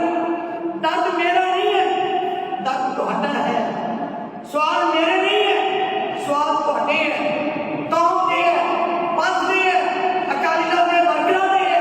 ਇਹ ਸਵਾਲ ਤੁਹਾਡੇ ਹੈ ਜਿਹੜੇ ਇਸ ਸਵਾਲ ਦੇ ਉੱਤੇ। ਅਕਾਲੀ ਆਗੂ ਵਿਕਰਮ ਮਜੀਠੀਆ ਨੇ ਸੀਐਮ ਭਗਵੰਤ ਮਾਨ ਵੱਲੋਂ ਸ਼ਰਾਬ ਕਾਰਨ ਹੋਣ ਵਾਲੀਆਂ ਦੁਰਘਟਨਾਵਾਂ ਨੂੰ ਰੋਕਣ ਲਈ ਮੈਰਿਜ ਪੈਲਸਾਂ ਬਾਹਰ ਨਾਕੇ ਲਾਉਣ ਦੇ ਫੈਸਲੇ ਤੇ ਕਈ ਸਵਾਲ ਚੁੱਕੇ। ਉਹਨਾਂ ਕਿਹਾ ਕਿ ਇਸ ਫੈਸਲੇ ਨਾਲ ਵਿਆਹਾਂ 'ਚ ਸ਼ਾਮਿਲ ਹੋਣ ਵਾਲੇ ਲੋਕਾਂ ਨੂੰ ਖੁਆਰ ਹੋਣਾ ਪੈ ਸਕਦਾ ਹੈ। ਉਹਨਾਂ ਕਿਹਾ ਕਿ ਇਹ ਫੈਸਲਾ ਚਾਹੇ ਨਸ਼ੇ ਨੂੰ ਠੱਲ ਪਾਉਣ ਲਈ ਲਿਆ ਗਿਆ ਹੈ, ਪਰ ਇਸ ਨੂੰ ਸਹੀ ਢੰਗ ਨਾਲ ਲਾਗੂ ਨਾ ਕਰਕੇ ਬੇਮਤਲਬ ਹੀ ਲੋਕਾਂ ਨੂੰ ਪਰੇਸ਼ਾਨ ਕੀਤਾ ਜਾਵੇਗਾ। ਦੱਸ ਦਈਏ ਕਿ ਪੰਜਾਬ ਵਿੱਚ ਵਿਆਹਾਂ ਦੇ ਸੀਜ਼ਨ ਅਤੇ ਵਾਧੀ ਧੁੰਦ ਵਿੱਚ ਹੋਣ ਵਾਲੇ ਸੜਕ ਹਾਦਸਿਆਂ ਨੂੰ ਰੋਕਣ ਲਈ ਮੁੱਖ ਮੰਤਰੀ ਭਗਵੰਤ ਮਾਨ ਨੇ ਗ੍ਰਹਿ ਵਿਭਾਗ ਨੂੰ ਪੰਜਾਬ ਦੇ ਸਾਰੇ ਮੈਰਿਜ ਪੈਲਸਾਂ ਦੇ ਬਾਹਰ ਪੁਲਿਸ ਨਾਕੇ ਲਗਾਉਣ ਦੇ ਹੁਕਮ ਦਿੱਤੇ ਹਨ, ਤਾਂ ਜੋ ਸ਼ਰਾਬ ਪੀ ਕੇ ਗੱਡੀ ਚਲਾਉਣ ਵਾਲਿਆਂ ਨੂੰ ਉੱਥੇ ਹੀ ਰੋਕਿਆ ਜਾ ਸਕੇ। ਇਸ ਦੇ ਨਾਲ ਹੀ ਮੌਕੇ ਤੇ ਐਲਕੋ ਸੈਂਸਰ ਨਾਲ ਸਾਹ ਦੀ ਜਾਂਚ ਕਰਕੇ ਮੋਟਾ ਚਲਾਨ ਵੀ ਕੀਤਾ ਜਾਵੇਗਾ। ਪੰਜਾਬ ਸਰਕਾਰ ਵੱਲੋਂ ਜਾਰੀ ਹੁਕਮਾਂ ਅਨੁਸਾਰ ਡੀਜੀਪੀ ਪੰਜਾਬ ਗੌਰਵ ਯਾਦਵ ਨੇ ਸਮੁੱਚੇ ਪੁਲਿਸ ਬਲ ਨੂੰ ਸੜਕ ਹਾਦਸਿਆਂ ਦੀ ਦਰ ਨੂੰ ਘਟਾਉਣ ਲਈ ਤਿਆਰੀਆਂ ਤੇਜ਼ ਕਰਨ ਲਈ ਕਿਹਾ ਹੈ। ਚੀਫ ਮਿਨਿਸਟਰ ਪੰਜਾਬ ਆਪ ਦੀ ਸਰਕਾਰ ਪੰਜਾਬ ਨੇ ਇੱਕ ਨਵਾਂ ਫੈਸਲਾ ਕੀਤਾ ਹੈ, ਔਰ ਉਹ ਫੈਸਲਾ ਇਹ ਹੈ ਕਿ ਮੈਰਿਜ ਪੈਲੇਸਾਂ ਦੇ ਬਾਹਰ ਬ੍ਰੈਥ ਐਨਾਲਾਈਜ਼ਰ ਟੈਸਟ ਕੀਤੇ ਜਾਣਗੇ, ਕਿਉਂਕਿ ਜੋ ਡਰੰਕ ਡਰਾਈਵਿੰਗ ਦੇ ਹਾਦਸੇ ਨੇ, ਐਕਸੀਡੈਂਟਸ ਨੇ, ਕਹਿੰਦੇ ਪੰਜਾਬ 'ਚ ਬਹੁਤ ਵੱਧ ਰਹੇ। ਕੋਈ ਵੀ ਫੈਸਲਾ ਜਿਹੜਾ ਡਰੰਕ ਡਰਾਈਵਿੰਗ ਨੂੰ ਰੋਕਣ ਵਾਸਤੇ, ਕਿ ਜਿਹੜਾ ਵੀ ਡਰਿੰਕ ਕਰ ਲੈਂਦਾ ਗੱਡੀ ਸੜਕ ਤੇ ਨਾ ਚਲਾਵੇ, ਉਹਨੂੰ ਰੋਕਣ ਵਾਸਤੇ ਕੋਈ ਵੀ ਕਦਮ ਪੁੱਟਿਆ ਜਾਵੇ, ਬਹੁਤ ਹੀ ਚੰਗੀ ਗੱਲ ਹੈ। ਮਗਰ ਸੀਐਮ ਸਾਹਿਬ, ਇੱਕ ਗੱਲ ਇਹ ਵੀ ਹੈ, ਇਕੱਲੀ ਇਹ ਸਿਆਸਤ ਜਾਂ ਮੈਰਿਜ ਪੈਲਸਾਂ ਵਾਲਿਆਂ ਨੂੰ ਤੰਗ ਕਰਨ ਦਾ ਇੱਕ ਜਰੀਆ, ਨਵਾਂ ਜਰੀਆ ਨਾ ਬਣ ਜੇ, ਜਾਂ ਜਿਹੜੇ ਵਿਆਹਾਂ ਤੇ ਗਏ ਆ ਉੱਥੇ ਉਹਨਾਂ ਨੂੰ ਤੰਗ ਪਰੇਸ਼ਾਨ ਕਰਨ ਦਾ ਇੱਕ ਨਵਾਂ ਅਥਾਰਟੀਜ਼ ਵੱਲੋਂ ਇੱਕ ਨਵਾਂ ਪ੍ਰਮਾਣ ਪੱਤਰ ਨਾ ਉਹਨਾਂ ਦੇ ਹੱਥ 'ਚ ਫੜਾਓ। ਡਰੰਕ ਡਰਾਈਵਿੰਗ ਜੇ ਰੋਕਣੀ ਹੈ, ਕਿ ਜਿਹੜੇ ਬਾਹਰਲੇ ਮੁਲਕਾਂ 'ਚ, ਬਾਹਰਲੇ ਦੇਸ਼ਾਂ 'ਚ ਕਿਥੇ ਵੀ ਕਦੋਂ ਵੀ ਇਹਦੀ ਚੈਕਿੰਗ ਹੁੰਦੀ ਹੈ, ਉਸ ਰੂਲ ਨੂੰ ਫੋਲੋ ਕਰੋ, ਉਸ ਸਿਸਟਮ ਨੂੰ ਫੋਲੋ ਕਰੋ। ਔਰ ਜ਼ਰੂਰੀ ਕਿਉਂ ਮੈਰਿਜ ਪੈਲੇਸ ਬਾਹਰ? ਕਿ ਲੋਕ ਘਰਾਂ 'ਚ ਸ਼ਰਾਬ ਨਹੀਂ ਪੀ ਰਹੇ, ਕਿ ਲੋਕ ਰੈਸਟੋਰੈਂਟ 'ਚ ਜਾ ਕੇ ਸ਼ਰਾਬ ਨਹੀਂ ਪੀ ਰਹੇ, ਕਿਉਂਕਿ ਤੁਸੀਂ ਸ਼ਰਾਬ ਦੀ ਸੇਲ ਲੀਗਲ, ਚਾਹੇ ਉਹ ਘਰਾਂ 'ਚ ਉਹ ਬਹਿ ਕੇ ਪੀਣ, ਚਾਹੇ ਉਹ ਹੋਟਲਸ 'ਚ ਜਾਣ, ਚਾਹੇ ਉਹ ਰੈਸਟੋਰੈਂਟ 'ਚ ਜਾਣ, ਤੇ ਵਾਈ ਓਨਲੀ ਮੈਰਿਜ ਪੈਲੇਸ? ਫਿਰ ਜਾਂ ਤਾਂ ਤੁਸੀਂ ਸੇਲ ਆਫ ਲਿਕਰ ਬੈਨ ਕਰ ਦਿਓ। ਮਗਰ ਜੇ ਇਹ ਠੀਕ ਹੈ ਫੈਸਲਾ ਤੁਸੀਂ ਲਿਆ, ਮਗਰ ਡੋਂਟ ਚੈਰੀ ਪਿਕ। ਜੇ ਇਸ ਗੱਲ ਤੇ ਤੁਸੀਂ ਰੋਕ ਲਾਉਣੀ ਹੈ ਤੇ ਫਿਰ ਇਹਦਾ ਕੋਈ ਇੱਕ ਜਗ੍ਹਾ ਨਾ ਕਰੋ, ਤੰਗ ਪਰੇਸ਼ਾਨੀ ਕਰਨ ਦਾ ਕਿ ਨਵਾਂ ਕੇਂਦਰ ਨਾ ਬਣਾ ਦਿਓ ਮੈਰਿਜ ਪੈਲਸਾਂ ਵਾਲਿਆਂ ਨੂੰ, ਜਾਂ ਜਿਹੜੇ ਵਿਆਹ ਸ਼ਾਦੀ ਤੇ ਗਏ, ਕਿਉਂਕਿ ਸਾਰੇ ਵਿਆਹ ਸ਼ਾਦੀ 'ਚ ਜਾ ਕੇ ਪੀਣ ਦੇ ਆਦੀ ਨਹੀਂ ਆ। ਹਾਂ, ਕੁਝ ਪੀਂਦੇ ਨੇ, ਮਗਰ ਜਿਨ੍ਹਾਂ ਨੂੰ ਪੀਣ ਦੀ ਆਦਤ ਆ ਉਹ ਤਾਂ ਕਿੱਥੇ ਵੀ ਜਾ ਕੇ ਪੀ ਲੂਗਾ। ਤੇ ਉਹਨੂੰ ਰੋਕਣ ਦੀ ਪਹਿਲ ਕਦਮੀ ਇਹ ਚੰਗੀ ਆ, ਮਗਰ ਜਿਹੜਾ ਤਰੀਕਾ ਵਰਤਿਆ ਜਾ ਰਿਹਾ ਹੈ, ਇਹ ਤੰਗ ਪਰੇਸ਼ਾਨ ਕਰਨ ਦਾ ਇੱਕ ਨਵਾਂ ਜਰੀਆ ਨਾ ਬਣ ਜਾਵੇ। ਭਗਵੰਤ ਮਾਨ ਵੱਲੋਂ ਲਈ ਮੈਰਿਜ ਪੈਲੇਸ ਤੇ ਨਾਕੇ ਲਾਉਣ ਦੇ ਫੈਸਲੇ ਤੇ ਆਗੂ ਹਰਜੀਤ ਗਰੇਵਾਲ ਨੇ ਆਪਣਾ ਪ੍ਰਤੀਕਰਮ ਦਿੱਤਾ ਹੈ। ਉਹਨਾਂ ਨੇ ਕਿਹਾ ਕਿ ਸੀਐਮ ਭਗਵੰਤ ਮਾਨ ਨੂੰ ਪੰਜਾਬ 'ਚ ਦਿਨ ਦਿਹਾੜੇ ਹੋ ਰਹੇ ਕਤਲ, ਚੋਰੀਆਂ, ਡਕੈਤੀਆਂ ਤੇ ਧਿਆਨ ਦੇਣਾ ਚਾਹੀਦਾ ਹੈ। ਉਹਨਾਂ ਕਿਹਾ ਕਿ ਪੰਜਾਬ 'ਚ ਵਿਗੜ ਰਹੀ ਕਾਨੂੰਨ ਵਿਵਸਥਾ ਲਈ ਕੁਝ ਕਰੋ, ਕਿਉਂਕਿ ਹੁਣ ਤਾਂ ਪਿੰਡਾਂ ਵਿੱਚ ਵੀ ਦਿਨ ਦਿਹਾੜੇ ਲੁੱਟਾਂ ਖੋਹਾਂ ਹੋਣ ਲੱਗੀਆਂ ਹਨ। ਪੰਜਾਬ ਸਰਕਾਰ ਨੇ ਇੱਕ ਪੱਤਰ ਜਾਰੀ ਕਰਕੇ ਮੁੱਖ ਮੰਤਰੀ ਪੰਜਾਬ ਦੇ ਆਦੇਸ਼ ਮੁਤਾਬਕ ਜਿਹੜਾ ਅੱਜ ਕੱਲ੍ਹ ਮੈਰਿਜ ਪੈਲੇਸਿਸ ਨੇ ਜਾਂ ਰਿਜ਼ੋਰਟਸ ਨੇ, ਜਿੱਥੇ ਸ਼ਾਦੀਆਂ ਵਗੈਰਾ ਹੁੰਦੀਆਂ ਨੇ, ਬਾਹਰ ਵਿਸ਼ੇਸ਼ ਚੈਕਿੰਗ, ਉਹ ਬਰੀਥ ਐਨਾਲਿਸਿਸ ਕਰਨ ਦੀ ਗੱਲ ਕੀਤੀ ਆ। ਉਹ ਠੀਕ ਆ, ਉਹਦੇ ਨਾਲ ਜੇ ਕੋਈ ਸ਼ਰਾਬ ਪੀ ਕੇ ਗੱਡੀ ਚਲਾਉਂਦਾ ਤਾਂ ਮੈਂ ਸਮਝਦਾ ਉਹ ਬੁਰੀ ਗੱਲ ਆ ਔਰ ਐਕਸੀਡੈਂਟ ਵੀ ਹੋ ਸਕਦਾ। ਉਹ ਸੁਰੱਖਿਆ ਦੇ ਲਈ ਇਹ ਕਦਮ ਚੁੱਕਣੇ ਬਹੁਤ ਜ਼ਰੂਰੀ ਨੇ। ਪਰ ਮੁੱਖ ਮੰਤਰੀ ਜੀ ਨਾਲ ਪੰਜਾਬ ਦੇ ਲਾਅ ਐਂਡ ਆਰਡਰ ਨੂੰ ਵੀ ਦੇਖ ਲਓ। ਆਹ ਗੈਂਗਸਟਰ ਜਿਹੜੇ ਫਿਰੌਤੀਆਂ ਲੈ ਰਹੇ ਨੇ, ਸ਼ੂਟਰ ਜਿਹੜੇ ਇਹ ਕਰ ਰਹੇ ਨੇ, ਬਹੁਤ ਜ਼ਿਆਦਾ ਵਧ ਗਿਆ ਹੈਗਾ। ਇਸ ਨੂੰ ਵੀ ਰੋਕੋ ਤੇ ਇਸ ਦੇ ਲਈ ਜਨਤਾ ਦਾ ਸਹਿਯੋਗ ਚਾਹੀਦਾ, ਉਹ ਵੀ ਲਓ। ਤੇ ਪਹਿਲਾਂ ਤਾਂ ਛੀਨਾ ਜਪਟੀ ਮਹਿਲਾਵਾਂ ਦੀ ਸ਼ਹਿਰਾਂ 'ਚ ਹੀ ਹੁੰਦੀ ਸੀ ਤੇ ਹੁਣ ਪਿੰਡਾਂ 'ਚ ਵੀ ਹੋਣ ਲੱਗ ਗਈ ਆ। ਇਹ ਬਹੁਤ ਹੀ ਮੰਦਭਾਗੀ ਘਟਨਾ। ਜਦੋਂ ਸੋਸ਼ਲ ਸਟਰਕਚਰ ਪਿੰਡਾਂ ਦਾ ਬਹੁਤ ਮਜ਼ਬੂਤ ਹੁੰਦਾ ਤੇ ਇਹ ਪੰਜਾਬ 'ਚ ਇਸ ਤਰ੍ਹਾਂ ਦੀਆਂ ਘਟਨਾਵਾਂ ਠੀਕ ਨਹੀਂ ਹੈ। ਆਗੂ ਡਾਕਟਰ ਅਮਰ ਸਿੰਘ ਨੇ ਪਾਰਲੀਮੈਂਟ ਵਿੱਚ ਉਹਨਾਂ ਵੱਲੋਂ ਚੁੱਕੇ ਜਾਣ ਵਾਲੇ ਮੁੱਦਿਆਂ ਬਾਰੇ ਜਾਣਕਾਰੀ ਦਿੱਤੀ। ਉਹਨਾਂ ਕਿਹਾ ਕਿ ਪੰਜਾਬ ਵਿੱਚ ਅਮਨ ਕਾਨੂੰਨ ਦੀ ਸਥਿਤੀ ਵਿਗੜ ਰਹੀ ਹੈ ਤੇ ਦਿਨ ਦਿਹਾੜੇ ਲੁੱਟਾਂ ਖੋਹਾਂ ਹੋ ਰਹੀਆਂ ਹਨ। ਉਹਨਾਂ ਦੱਸਿਆ ਕਿ ਉਹ ਪੰਜਾਬ ਵਿੱਚ ਵਿਗੜ ਰਹੀ ਅਮਨ ਕਾਨੂੰਨ ਦੀ ਸਥਿਤੀ, ਮਹਿੰਗਾਈ, ਬੇਰੁਜ਼ਗਾਰੀ, ਨੈਸ਼ਨਲ ਹਾਈਵੇ, ਰੇਲਵੇ ਆਦਿ ਮੁੱਦੇ ਪਾਰਲੀਮੈਂਟ ਵਿੱਚ ਚੁੱਕਣਗੇ। ਅੱਜ ਪਾਰਲੀਮੈਂਟ ਦਾ ਸੈਸ਼ਨ ਸ਼ੁਰੂ ਹੋ ਰਿਹਾ। ਇਹ 29 ਦਸੰਬਰ ਤੱਕ ਚੱਲੇਗਾ। ਮੈਂ ਡਾਕਟਰ ਅਮਰ ਸਿੰਘ ਆਪਣੀ ਕੰਸਟੀਚੁਐਂਸੀ ਦੇ ਜਿਹੜੇ ਸਰਹੰਦ ਦੇ, ਮੰਡੀ ਗੋਬਿੰਦਗੜ੍ਹ ਦੇ, ਖੰਨਾ ਦੇ, ਦੁਰਾਹਾ ਦੇ, ਸਾਹਨੇਵਾਲ ਦੇ ਜਿਹੜੇ ਮੇਜਰ ਇਸ਼ੂ ਦਾ ਨੈਸ਼ਨਲ ਹਾਈਵੇ ਦੇ ਆ, ਰੇਲਵੇ ਦੇ ਹੈਗੇ ਆ, ਔਰ ਦੂਸਰੇ ਜਿਹੜੇ ਵੱਡੇ ਇਸ਼ੂ ਆ ਬੇਰੁਜ਼ਗਾਰੀ ਦਾ ਮੁੱਦਾ, ਮਹਿੰਗਾਈ ਦਾ ਮੁੱਦਾ, ਬਹੁਤ ਸਾਰੇ ਮੁੱਦੇ ਨੇ ਇਸ ਮੁਲਕ 'ਚ ਇਸ ਵੇਲੇ। ਪੰਜਾਬ 'ਚ ਵੀ ਜੋ ਅਮਨ ਕਾਨੂੰਨ ਦੀ ਹਾਲਤ ਹੈਗੀ ਆ ਕਿ ਲੋਕ ਗੋਲੀਆਂ ਚੱਲ ਰਹੀਆਂ ਨੇ, ਬਹੁਤ ਜ਼ਿਆਦਾ ਲੋਕਾਂ ਨੂੰ ਅਸੁਰੱਖਿਆ, ਇਨਸਿਕਿਉਰਿਟੀ ਪੰਜਾਬ 'ਚ ਹੋਈ ਪਈ ਆ। ਕਿਸੇ ਦੇ ਕਿਤੇ ਵੀ ਕੋਈ ਲੁੱਟ ਖੋਹ ਹੋ ਰਹੀ ਆ, ਮਾਰਾ ਪਿੱਟ ਚੱਲ ਰਹੀ ਆ। ਇਹ ਸਾਰੇ ਮੁੱਦੇ ਮੈਂ ਹੁਣ ਇਸ ਪਾਰਲੀਮੈਂਟ ਸੈਸ਼ਨ 'ਚ ਅੱਜ ਤੋਂ ਇਹ ਚੁੱਕਣੇ ਹੈਗੇ ਆ, ਜਿੱਥੇ ਪਾਰਲੀਮੈਂਟਰੀ ਕੰਸਟੀਚੁਐਂਸੀ ਦੇ ਵੀ ਮੇਰੇ ਕੰਮ ਹੋਣ ਔਰ ਮੈਂ ਜਿਹੜੇ ਨੈਸ਼ਨਲ ਲੈਵਲ ਦੇ, ਜਿਹੜੇ ਦੇਸ਼ ਲੈਵਲ ਦੇ ਮੁੱਦੇ ਹੈਗੇ ਆ, ਉਹਨਾਂ ਨੂੰ ਵੀ ਚੁੱਕਾਂ। ਇਹ ਸਾਰੇ ਕੰਮ ਮੈਂ ਇਸ ਪਾਰਲੀਮੈਂਟ ਸੈਸ਼ਨ 'ਚ ਕਰਾਂਗਾ। ਦਿੱਲੀ ਦੀਆਂ ਨਗਰ ਨਿਗਮ ਚੋਣਾਂ ਵਿੱਚ ਵੱਡੀ ਜਿੱਤ ਤੋਂ ਬਾਅਦ ਪੰਜਾਬ ਦੇ ਮੁੱਖ ਮੰਤਰੀ ਭਗਵੰਤ ਸਿੰਘ ਮਾਨ ਨੇ ਅੱਜ ਦਾਅਵਾ ਕੀਤਾ ਕਿ ਗੁਜਰਾਤ ਵਿੱਚ ਪਾਰਟੀ ਦੀ ਹਾਰ ਦੀ ਭਵਿੱਖਬਾਣੀ ਕਰਨ ਵਾਲੇ ਐਗਜ਼ਿਟ ਪੋਲ ਗਲਤ ਸਾਬਿਤ ਹੋਣਗੇ ਤੇ ਗੁਜਰਾਤ ਦੇ ਨਤੀਜੇ ਹੈਰਾਨੀਜਨਕ ਹੋਣਗੇ। ਐਗਜ਼ਿਟ ਪੋਲ ਮੁਤਾਬਕ ਆਪ ਦੀ ਗੁਜਰਾਤ ਅਤੇ ਹਿਮਾਚਲ ਵਿਧਾਨ ਸਭਾ ਚੋਣਾਂ 'ਚ ਹਾਰ ਹੋਣੀ ਤੈਅ ਹੈ, ਜਿਸ ਦੇ ਨਤੀਜੇ ਭਲਕੇ ਐਲਾਨੇ ਜਾਣਗੇ। ਕੌਮੀ ਰਾਜਧਾਨੀ ਵਿੱਚ ਪੱਤਰਕਾਰਾਂ ਨਾਲ ਗੱਲਬਾਤ ਕਰਦਿਆਂ ਪੰਜਾਬ ਦੇ ਮੁੱਖ ਮੰਤਰੀ ਨੇ ਕਿਹਾ ਕਿ ਰੁਝਾਨ ਹੁਣ ਨਤੀਜਿਆਂ ਵਿੱਚ ਤਬਦੀਲ ਹੋ ਰਹੇ ਹਨ। ਕੇਜਰੀਵਾਲ ਨੇ ਦਿੱਲੀ 'ਚ ਕਾਂਗਰਸ ਦੇ 15 ਸਾਲਾਂ ਦੇ ਸ਼ਾਸਨ ਨੂੰ ਉਖਾੜ ਦਿੱਤਾ ਅਤੇ ਹੁਣ ਭਾਜਪਾ ਦੇ 15 ਸਾਲਾਂ ਦੇ ਸ਼ਾਸਨ ਨੂੰ ਵੀ ਉਖਾੜ ਸੁੱਟਿਆ। ਮੈਂ ਕੱਲ ਨੂੰ ਗੁਜਰਾਤ ਵਿਧਾਨ ਸਭਾ ਚੋਣਾਂ ਦੇ ਨਤੀਜਿਆਂ ਦੌਰਾਨ ਤੁਹਾਡੇ ਨਾਲ ਹੋਵਾਂਗਾ। ਨਤੀਜੇ ਹੈਰਾਨੀਜਨਕ ਹੋਣਗੇ। ਗੁਜਰਾਤ ਵਿੱਚ ਐਗਜ਼ਿਟ ਪੋਲ ਗਲਤ ਸਾਬਿਤ ਹੋਣਗੇ। ਮੈਂ ਪਾਰਟੀ ਦਫ਼ਤਰ ਜਾਵਾਂਗਾ ਤੇ ਵਰਕਰਾਂ ਨਾਲ ਜਸ਼ਨ ਮਨਾਵਾਂਗਾ।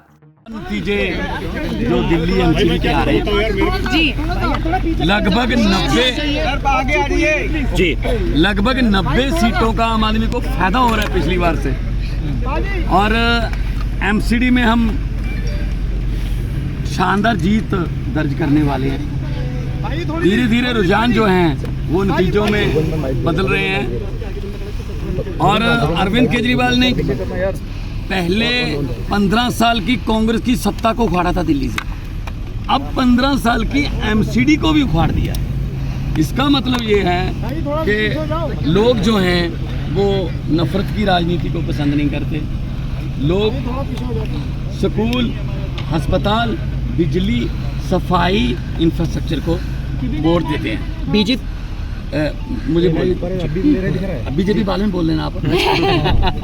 बीजेपी आप तो बोलते रहते हैं। जी बोलिए। थोड़ा आम आदमी पार्टी क्या कर रही है, अंदर क्या बातचीत हुई, गुजरात को लेके क्या आकलन है? सब अच्छी बातचीत हुई है, नतीजे अच्छे आ रहे हैं, और एमसीडी में हमारी बहुमत आ रहा है।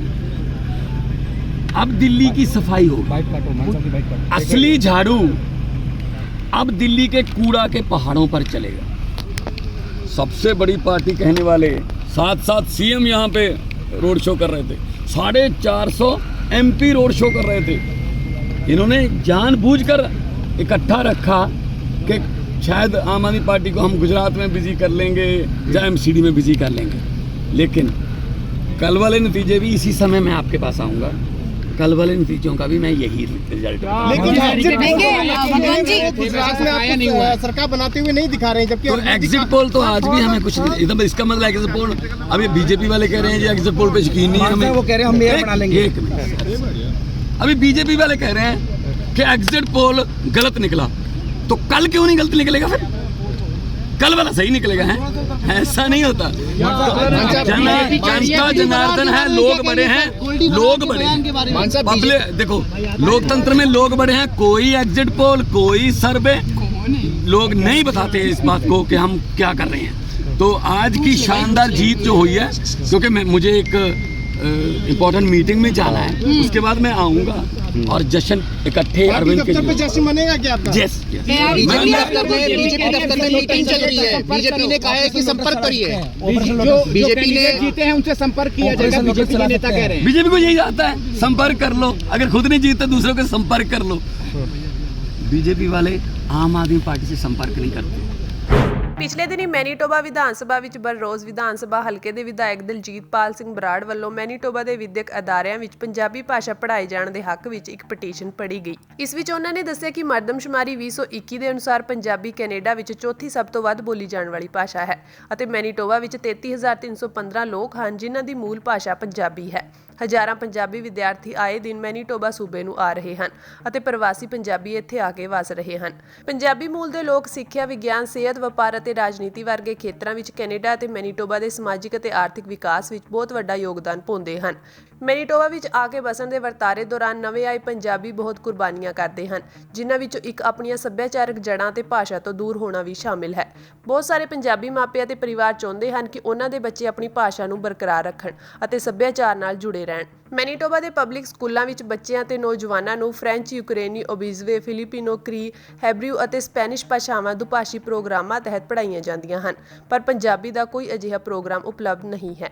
ਸਕੂਲੀ ਬੱਚਿਆਂ ਲਈ ਇਸੇ ਤਰ੍ਹਾਂ ਦੇ ਪੰਜਾਬੀ ਦੁਭਾਸ਼ੀ ਪ੍ਰੋਗਰਾਮਾਂ ਦੇ ਨਾਲ-ਨਾਲ ਕਾਲਜ ਅਤੇ ਯੂਨੀਵਰਸਿਟੀ ਪੱਧਰ ਤੇ ਪੰਜਾਬੀ ਭਾਸ਼ਾ ਪੜ੍ਹਾਉਣ ਨਾਲ ਪੰਜਾਬੀ ਬੋਲੀ ਅਤੇ ਸੱਭਿਆਚਾਰ ਸਾਂਭਿਆ ਜਾ ਸਕਦਾ ਹੈ। ਉਹਨਾਂ ਕਿਹਾ ਕਿ ਪੰਜਾਬੀ ਦੁਭਾਸ਼ੀ ਪ੍ਰੋਗਰਾਮ ਲਾਗੂ ਹੋਣ ਨਾਲ ਵੱਖ-ਵੱਖ ਕੌਮਾਂ ਦੇ ਲੋਕਾਂ ਵਿਚਾਲੇ ਦੋਸਤੀਆਂ, ਰਿਸ਼ਤੇ ਅਤੇ ਵਿਆਹ ਸੁਖਾਲੇ ਹੋਣਗੇ ਅਤੇ ਨੌਜਵਾਨਾਂ ਨੂੰ ਬਹੁਭਾਸ਼ਾਈ ਪੇਸ਼ੇਵਰ ਬਣਨ ਲਈ ਤਿਆਰ ਕੀਤਾ ਜਾ ਸਕੇਗਾ।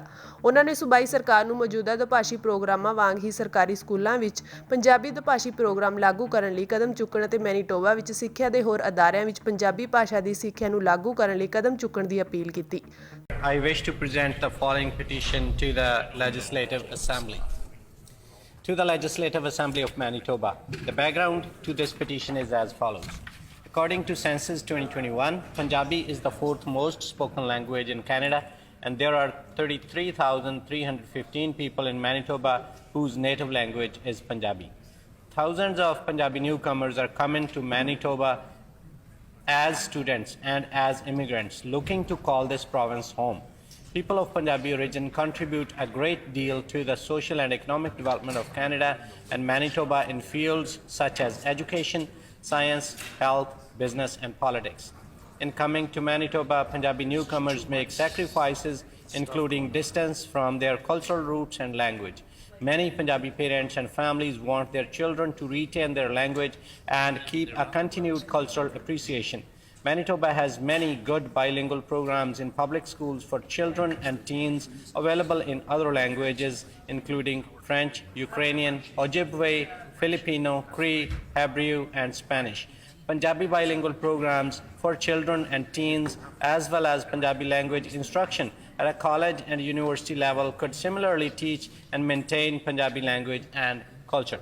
Punjabi bilingual instruction will help cross-cultural friendships, relationships and marriages and prepare young people to be multilingual professionals.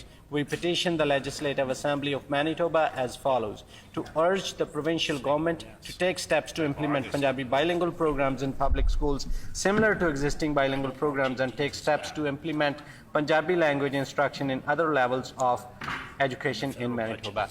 ਧੰਨ ਸਾਹਿਬ ਦੇ ਨਾਲ ਸੰਬੰਧਿਤ ਗੁਰਦੁਆਰਾ ਮੰਗੂ ਮੱਠ ਸਾਹਿਬ ਹੈ ਜੋ ਕਿ ਉੜੀਸਾ ਦੇ ਵਿੱਚ ਸਥਿਤ ਹੈ। ਤਾਂ ਪਿਛਲੇ 2019 ਦੀ ਗੱਲ ਕੀਤੀ ਜਾਵੇ ਤਾਂ ਗੁਰਦੁਆਰਾ ਮੰਗੂ ਮੱਠ ਸਾਹਿਬ ਨੂੰ ਢਾਹ ਵੀ ਦਿੱਤਾ ਗਿਆ ਸੀ। ਤਾਂ ਜਿਸ ਸਮੇਂ ਦੇ ਦਰਮਿਆਨ ਨਿਹੰਗ ਸਿੰਘ ਜਥੇਬੰਦੀਆਂ ਦੇ ਵੱਲੋਂ ਜਾਂ ਜਿਹੜੀਆਂ ਨਾਨਕ ਨਾਮ ਲੇਵਾ ਸਿੱਖ ਸੰਗਤਾਂ ਸਨ ਉਹਨਾਂ ਦੇ ਵੱਲੋਂ ਵੱਡੇ ਪੱਧਰ ਦੇ ਉੱਪਰ ਵਿਰੋਧ ਵੀ ਕੀਤਾ ਗਿਆ ਸੀ ਗੁਰੂ ਘਰ ਨੂੰ ਢਾਉਣ ਨੂੰ ਲੈ ਕੇ। ਤਾਂ ਇਹਦੇ ਉੱਪਰ ਪਟੀਸ਼ਨ ਕਰਤਾ ਸਾਡੇ ਨਾਲ ਅਜਮੇਰ ਸਿੰਘ ਰੰਧਾਵਾ ਨੇ, ਉਹਨਾਂ ਦੇ ਨਾਲ ਪੂਰੀ ਗੱਲਬਾਤ ਕਰਾਂਗੇ। ਔਰ ਮੌਜੂਦਾ ਸਮੇਂ ਦੇ ਵਿੱਚ ਇੱਕ ਹੋਰ ਜ਼ਿਕਰਯੋਗ ਗੱਲ ਹੈ ਕਿ ਗੁਰਦੁਆਰਾ ਮੰਗੂ ਮੱਠ ਸਾਹਿਬ ਨੂੰ ਢਾਉਣ ਤੋਂ ਬਾਅਦ ਉਸੇ ਜਗ੍ਹਾ ਦੇ ਉੱਪਰ ਜਿੱਥੇ ਕਿਸੇ ਸਮੇਂ ਗੁਰੂ ਘਰ ਹੋਇਆ ਕਰਦਾ ਸੀ ਤਾਂ ਉਸੇ ਜਗ੍ਹਾ ਦੇ ਉੱਪਰ ਬਾਥਰੂਮ ਬਣਾਏ ਜਾ ਰਹੇ ਨੇ ਜਿਹੜੇ ਸ਼ਰਧਾਲੂ ਮੰਦਿਰ ਦੇ ਵਿੱਚ ਆਉਣਗੇ ਤਾਂ ਉਹਨਾਂ ਨੂੰ ਕਿਸ ਤਰੀਕੇ ਦੇ ਨਾਲ ਕਿਹੜੇ ਪ੍ਰਖੇਪ ਦੇ ਵਿੱਚ ਸਮੁੱਚੇ ਜਿਹੜਾ ਘਟਨਾਕ੍ਰਮ ਹੈਗਾ ਹੈ ਅਜਮੇਰ ਸਿੰਘ ਰੰਧਾਵਾ ਦੇਖਦੇ ਨੇ। ਸਭ ਤੋਂ ਪਹਿਲਾਂ ਸਵਾਗਤ ਹੈ ਜੀ ਰੰਧਾਵਾ ਸਾਹਿਬ ਤੁਹਾਡਾ। ਵਾਹਿਗੁਰੂ ਜੀ ਕਾ ਖਾਲਸਾ ਵਾਹਿਗੁਰੂ ਜੀ ਕੀ ਫਤਿਹ। ਵਾਹਿਗੁਰੂ ਜੀ ਕਾ ਖਾਲਸਾ TV84 ਦੇ ਸਾਰੇ ਦਰਸ਼ਕਾਂ ਨੂੰ ਜੀ। ਸਰ ਜੀ ਰੰਧਾਵਾ ਸਾਹਿਬ ਤੁਸੀਂ ਦੱਸੋ ਕਿ ਸਭ ਤੋਂ ਪਹਿਲਾਂ ਜੇ ਆਪਾਂ ਇੱਥੋਂ ਦੇ ਹਾਲਾਤਾਂ ਦੀ ਗੱਲ ਕਰੀਏ ਤਾਂ ਪੂਰੇ ਹਾਲਾਤ ਕਿਸ ਤਰੀਕੇ ਦੇ ਨੇ? ਸਰ ਪੂਰੇ ਹਾਲਾਤ ਦੱਸਣ ਲਈ ਮੈਨੂੰ ਕੁਝ ਸਮਾਂ ਚਾਹੀਦਾ ਹੋਗਾ। ਮੇਰੇ ਖਿਆਲ TV84 ਮੈਨੂੰ ਅਲਾਉ ਕਰੇਗਾ। ਜੀ ਜੀ ਬਿਲਕੁਲ ਸਰ ਇਸ ਤਰ੍ਹਾਂ ਹੈ ਕਿ ਜਿਸ ਤਰ੍ਹਾਂ ਸੈਪਟੰਬਰ 84 ਦੀ ਗੱਲ, ਸੈਪਟੰਬਰ 19 ਦੀ ਗੱਲ ਹੈਗੀ, 2019 ਦੀ ਸਤੰਬਰ ਦੀ। ਔਰ ਇੱਥੇ ਜਦੋਂ ਮੰਗੂ ਮੱਠ ਦੇ ਤੋੜਨ ਦੀ, ਸਾਰੇ ਮੱਠ ਤੋੜ ਰਹੀ ਸੀ ਤਾਂ ਮੰਗੂ ਮੱਠ ਦੇ ਤੋੜਨ ਦੀ ਗੱਲ ਆਈ ਤਾਂ ਇਹਨਾਂ ਲੋਕਾਂ ਨੇ ਸ਼੍ਰੋਮਣੀ ਕਮੇਟੀ ਦਾ ਇੱਕ ਡੈਲੀਗੇਸ਼ਨ ਗਿਆ, ਇਸ ਤੋਂ ਪਹਿਲਾਂ ਦਿੱਲੀ ਕਮੇਟੀ ਦੀ ਡੈਲੀਗੇਸ਼ਨ ਗਿਆ, ਦੋਨੋਂ ਆਲਮੋਸਟ ਬਰਾਬਰ ਇਕੱਠੇ ਗਏ ਸੀ, ਇੱਕ ਅੱਧੇ ਦਿਨ ਦਾ ਫਰਕ ਹੋਣਾ। ਇਹਨਾਂ ਦੋਨਾਂ ਨੇ ਉੱਥੇ ਜਾ ਕੇ ਕਹਿ ਦਿੱਤਾ, ਵੈਸੇ ਮਗਰ ਦਿੱਲੀ ਕਮੇਟੀ ਨੇ ਥੋੜੀ ਡੀਲ ਕਰਨ ਦੀ ਕੋਸ਼ਿਸ਼ ਕੀਤੀ ਸੀ DC ਨਾਲ, ਪਰ DC ਦਾ ਇੱਕ ਛੋਟਾ ਘਰ ਰਹਿੰਦਾ ਹੈ ਸਟੇਟ ਦਾ ਤੇ ਉਹ ਇਹਨਾਂ ਦੀ ਡੀਲ ਨਹੀਂ ਬਣੀ। ਪਰ ਦੋਨਾਂ ਕਮੇਟੀਆਂ ਦਾ ਹੀ ਕਿਰਾਏ ਸੀ। ਇਹਨਾਂ ਨੇ ਸ਼੍ਰੋਮਣੀ ਕਮੇਟੀ ਦੇ ਡੈਲੀਗੇਸ਼ਨ ਨੇ ਇਹ ਸਟੇਟਮੈਂਟ ਦੇ ਦਿੱਤੀ ਸੀ ਕਲਿੰਗਾ TV ਦੇ ਉੱਪਰ ਕਿ ਗੁਰੂ ਨਾਨਕ ਦੇਵ ਜੀ ਸਥਾਨ ਦੇ ਨਾਲ ਕੋਈ ਸੰਬੰਧ ਨਹੀਂ। ਰੰਧਾਵਾ ਸਾਹਿਬ ਇੱਥੇ ਮੈਂ ਤੁਹਾਨੂੰ ਰੋਕਣਾ ਚਾਹਾਂਗਾ, ਜਿਹੜੇ SGPC ਦਾ ਡੈਲੀਗੇਸ਼ਨ ਗਿਆ ਸੀ ਉਹਨਾਂ ਨੇ ਜਿਹੜਾ ਸਾਫ਼ ਮੰਨਣ ਤੋਂ ਇਨਕਾਰ ਕਰ ਦਿੱਤਾ। ਕੀ ਗੱਲ ਇਹਨਾਂ ਦੇ ਕੋਲ ਇਤਿਹਾਸਕ ਪੁਰਾਤਨ ਸਰੋਤ ਨਹੀਂ ਜਿਨ੍ਹਾਂ ਦੇ ਵਿੱਚ ਲਿਖਿਆ ਨਹੀਂ ਮਿਲਦਾ, ਜਾਂ ਫਿਰ ਹੋਰ ਕੋਈ ਵਜ੍ਹਾ ਸੀ ਜਿਹੜਾ ਇਹਨਾਂ ਨੇ ਇਨਕਾਰ ਕਰ ਦਿੱਤਾ? ਦੇਖੋ ਸਰ ਹੋਰ ਕੋਈ ਵਜ੍ਹਾ ਤਾਂ ਮੈਂ ਕਹਿ ਨਹੀਂ ਸਕਦਾ, ਪਰ ਮੈਂ ਇਹਨੂੰ ਕਹਿੰਦਾ ਇਨਕੰਪਲੀਟ ਹੋਮਵਰਕ, ਕਿਉਂਕਿ ਡੈਲੀਗੇਸ਼ਨ ਜਿਹੜਾ ਗਿਆ ਉਹਨੂੰ ਇਤਿਹਾਸਕ ਜਾਣਕਾਰੀ ਦੇ ਕੇ ਭੇਜਣਾ ਸ਼੍ਰੋਮਣੀ ਕਮੇਟੀ ਦੇ ਉੱਚ ਅਧਿਕਾਰੀਆਂ ਦੇ, ਕਮ ਸੇ ਸੈਕਟਰੀ ਲੈਵਲ ਦੇ, ਦੂਜੇ ਬੰਦਿਆਂ ਦੇ। ਇਹਨਾਂ ਨੇ ਜਿਹੜਾ ਬੰਦਾ ਗਿਆ ਜਾਂ ਤਾਂ ਹੈਗਾ ਜੇ ਨਹੀਂ ਜਾਣਕਾਰੀ ਤਾਂ ਬੰਦਾ ਮੂੰਹ ਬੰਦ ਰੱਖੇ। ਇਹਨਾਂ ਨੇ TV ਦੇ ਉੱਤੇ ਆ ਕੇ ਗੱਲ ਕਹਿ ਕੇ ਕਿ ਗੁਰੂ ਨਾਨਕ ਦੇਵ ਇਸ ਸਥਾਨ ਨਾਲ ਕੋਈ ਸੰਬੰਧ ਨਹੀਂ, ਸਿੱਖਾਂ ਦਾ ਸਥਾਨ ਹੈ ਨੀਗਾ, ਇੰਨੀ ਗੱਲ ਕਹਿ ਕੇ ਇਹਨਾਂ ਨੇ ਪਹਿਲਾਂ ਤਾਂ ਮਿੱਟੀ ਪਾ ਦਿੱਤੀ ਸੀ। ਮੈਂ ਇਸ ਵੀਡੀਓ ਨੂੰ ਦੇਖਦੇ ਸਰ ਮੈਂ ਆਪਣੇ ਵਕੀਲ ਹੈਗੇ ਮੇਰੇ ਬਰਜਿੰਦਰ ਸਿੰਘ ਲੂੰਬਾ, ਕਿਉਂਕਿ ਮੈਂ ਗੁਰਦੁਆਰਾ ਗੁਰੂ ਡਾਂਗਮਾਰ ਦਾ ਕੇਸ ਵੀ ਲੜ ਰਿਹਾ ਹੈਗਾ, ਤੇ ਇਸ ਕਰਕੇ ਮੈਂ ਉਹਨਾਂ ਵਕੀਲ ਸਾਹਿਬ ਨਾਲ ਆਪਣੀ ਗੱਲ ਕੀਤੀ। ਅਸੀਂ ਉਹਨਾਂ ਨੂੰ ਚੰਡੀਗੜ੍ਹ ਤੋਂ ਮੈਂ ਦਿੱਲੀ ਬੁਲਾਇਆ, ਰਾਤੋਂ ਰਾਤ ਮੈਂ 7 ਸਬੂਤ ਇਕੱਠੇ ਕੀਤੇ ਪੱਕੇ, ਜਿਹੜੇ ਕਹਿੰਦੇ ਬੁੱਕਸ ਦੇ ਆਥੈਂਟਿਕੇਟਡ, ਔਰ ਮੈਂ ਅਗਲੇ ਦਿਨ ਸੁਪਰੀਮ ਕੋਰਟ 'ਚ ਇੱਕ ਐਪਲੀਕੇਸ਼ਨ ਲਗਾ ਦਿੱਤੀ। ਮਹਾਰਾਜ ਦੀ ਕਿਰਪਾ ਸੀਗੀ, ਉਸ ਵੇਲੇ ਐਪਲੀਕੇਸ਼ਨ ਦਾ ਫਲੱਡ ਪੈ ਰੱਖਿਆ ਸੀ, ਪਰ ਮਠਾਂ ਦੀ ਤੋੜਨ ਦੀ ਵਜ੍ਹਾ ਕਰਕੇ ਪਰ ਸੁਪਰੀਮ ਕੋਰਟ ਸਾਰੇ ਰਿਜੈਕਟ ਕਰ ਰਿਹਾ ਸੀ। ਮੇਰੀ ਐਪਲੀਕੇਸ਼ਨ ਐਕਸੈਪਟ ਹੋ ਗਈ, ਕਿਉਂਕਿ ਇੱਕ ਤਾਂ ਸਿੱਖ ਧਰਮ ਦੀ ਸੀ, ਗੁਰੂ ਨਾਨਕ ਦੇਵ ਸਥਾਨ ਸੀ, ਔਰ ਮੈਂ ਆਥੈਂਟਿਕੇਟਡ ਐਵੀਡੈਂਸ ਨਾਲ ਲਗਾਏ ਸੀ ਜੀ। ਉਹਦੇ ਬਾਅਦ ਇਹਨਾਂ ਨੇ ਉੜੀਸਾ ਸਰਕਾਰ ਨੇ ਇੱਕ ਐਫੀਡੇਵਿਟ ਦਿੱਤਾ ਜਿਸ 'ਚ ਕੀਤਾ ਕਿਹਾ ਹੈਗਾ ਕਿ ਅਸੀਂ ਇਸ ਨੂੰ ਮਠ ਨੂੰ ਨਹੀਂ ਤੋੜਾਂਗੇ। ਉਸ ਤੋਂ ਬਾਅਦ ਅਜੇ ਅਸੀਂ ਗੱਲ ਚੱਲ ਰਹੀ ਸੀ, ਉੜੀਸਾ ਸਰਕਾਰ ਨੇ ਸਾਨੂੰ, ਮੈਂ ਫਰਵਰੀ ਸ਼ਾਇਦ 2020 ਵਿੱਚ ਗਿਆ ਸੀਗਾ ਇੱਥੇ ਪੁਰੀ, ਮੈਨੂੰ ਬੁਲਾਇਆ ਗਿਆ ਸੀਗਾ ਕੋਰਟ ਤੋਂ ਬਾਅਦ ਫੈਸਲਾ ਕਰਨ ਲਈ, ਪਰ ਉਹਦੇ ਬਾਅਦ ਕੋਵਿਡ ਸਟਾਰਟ ਹੋ ਗਿਆ ਤੇ ਕੇਸ ਥੋੜਾ ਠੰਡੇ ਬਸਤੇ 'ਚ ਪੈ ਗਿਆ, ਕੇਸ ਬੰਦ ਹੋ ਗਿਆ, ਅਪੀਅਰੈਂਸ ਬੰਦ ਹੋ ਗਈ, ਸੁਪਰੀਮ ਕੋਰਟ ਨੇ ਸੁਣਵਾਈ ਬੰਦ ਕਰ ਦਿੱਤੀ ਸੀ ਜੀ। ਉਹਦੇ ਬਾਅਦ ਦੂਜੇ ਪਾਸੇ ਮੇਰੇ ਕੋਲ ਕੋਈ ਫਾਈਨੈਂਸ਼ੀਅਲ ਰਿਸੋਰਸਿਸ ਨਹੀਂ ਸੀ, ਜਿਹੜਾ ਕਿ ਬੰਦਾ ਸੁਪਰੀਮ ਕੋਰਟ ਦਾ ਕੇਸ ਲੜਨ ਲਈ ਵਕੀਲਾਂ ਨੇ ਘੱਟੋ ਘੱਟ 20 ਲੱਖ ਮਿਨੀਮਮ ਕੇ ਖਰਚਾ ਦੱਸਿਆ ਸੀ ਟੋਟਲ। ਅਕਾਲ ਤਖਤ ਨੇ ਸਾਡੀ ਇੱਕ ਮੀਟਿੰਗ ਬੁਲਾਈ ਸੀ 2019 ਵਿੱਚ, ਜਿਸ ਵਿੱਚ ਕਿਹਾ ਗਿਆ ਸੀਗਾ ਕਿ ਸਾਰੇ ਮਿਲ ਕੇ ਚੱਲੋ। ਇਹ ਕਮੇਟੀਆਂ, ਦਿੱਲੀ ਕਮੇਟੀ, ਸ਼੍ਰੋਮਣੀ ਕਮੇਟੀ, ਇਹ ਮੇਰੇ ਨਾਲ ਮੀਟਿੰਗਾਂ ਜ਼ਰੂਰ ਕਰਦੇ ਰਹੇ, ਪਰ ਵਕੀਲਾਂ ਦੀ ਇਹਨਾਂ ਨੇ ਕੇਸ ਸਪਾਂਸਰ ਨਹੀਂ ਕੀਤਾ, ਜਿਸ ਦੀ ਵਜ੍ਹਾ ਕਰਕੇ ਮੈਂ ਕੇਸ ਨੂੰ ਦੁਬਾਰਾ ਰੀਓਪਨ ਨਹੀਂ ਕਰਵਾ ਸਕਿਆ, ਨਾ ਕੇਸ ਨੂੰ ਲੜ ਸਕਿਆ, ਕਿਉਂਕਿ ਇੰਨਾ ਪੈਸਾ ਇਕੱਠਾ ਕਰਨਾ ਇੱਕ ਇੰਡੀਵਿਜੂਅਲ ਬੰਦੇ ਲਈ ਪੋਸੀਬਲ ਨਹੀਂ ਸੀ। ਰੰਧਾਵਾ ਸਾਹਿਬ, ਜਿਹੜਾ ਹੁਣ ਗੁਰਦੁਆਰਾ ਸਾਹਿਬ ਨੂੰ ਢਾਉਣ ਤੋਂ ਬਾਅਦ ਜਿਸ ਤਰੀਕੇ ਦੇ ਨਾਲ ਉੱਥੇ ਇਹ ਵੀ ਸੁਣਨ ਵਿੱਚ ਮਿਲਦਾ ਹੈ ਕਿ ਉੱਥੇ ਬਾਥਰੂਮਾਂ ਦੀ ਉਸਾਰੀ ਕੀਤੀ ਜਾ ਰਹੀ ਹੈ, ਜਿਹੜੇ ਵੱਖ-ਵੱਖ ਤਰੀਕੇ ਦੇ ਨਾਲ ਜਿਹੜਾ ਗੁਰਦੁਆਰਾ ਸਾਹਿਬ ਦੀ ਨਿੱਜੀ ਜਾਇਦਾਦ ਬਣਾਈ ਜਾ ਰਹੀ ਹੈ, ਤਾਂ ਉੱਥੋਂ ਦੇ ਹਾਲਾਤ ਕਿਸ ਤਰ੍ਹਾਂ ਦੇ ਨੇ? ਜੀ ਸਰ ਮੈਂ ਦੱਸਦਾ, ਮੈਨੂੰ 1 ਮਿੰਟ ਹੋਰ ਦੇਣਾ। 2019 ਦੇ ਵਿੱਚ ਜਦੋਂ ਅਸੀਂ ਵਿੰਟਰ ਵੈਕੇਸ਼ਨ ਦੇ ਵਿੱਚ ਉੜੀਸਾ ਸਰਕਾਰ ਨੇ ਜਦੋਂ ਸੁਪਰੀਮ ਕੋਰਟ ਬੰਦ ਸੀਗਾ ਉਦੋਂ ਮੰਗੂ ਮੱਠ ਢਾਹ ਦਿੱਤਾ ਸੀ, ਜਿਸ ਕਰਕੇ ਅਸੀਂ ਮੰਗੂ ਮੱਠ ਦੇ ਵਿੱਚ ਸੁਪਰੀਮ ਕੋਰਟ ਵਿੱਚ ਨਹੀਂ ਜਾ ਸਕੇ, ਕਿਉਂਕਿ ਸੁਪਰੀਮ ਕੋਰਟ ਦੀ ਵੈਕੇਸ਼ਨ ਚੱਲ ਰਹੀਆਂ ਸੀ। ਉਹਦੇ ਬਾਅਦ ਇਹ ਗੱਲ ਚੱਲ ਰਹੀ, ਕੋਵਿਡ ਸਟਾਰਟ ਹੋ ਗਿਆ, 2020 ਦੀ ਵਿੰਟਰ ਵੈਕੇਸ਼ਨ ਦੇ ਵਿੱਚ ਫਿਰ ਇਹਨਾਂ ਨੇ ਪੰਜਾਬੀ ਮੱਠ ਵੀ ਢਾਹ ਦਿੱਤਾ ਜੀ।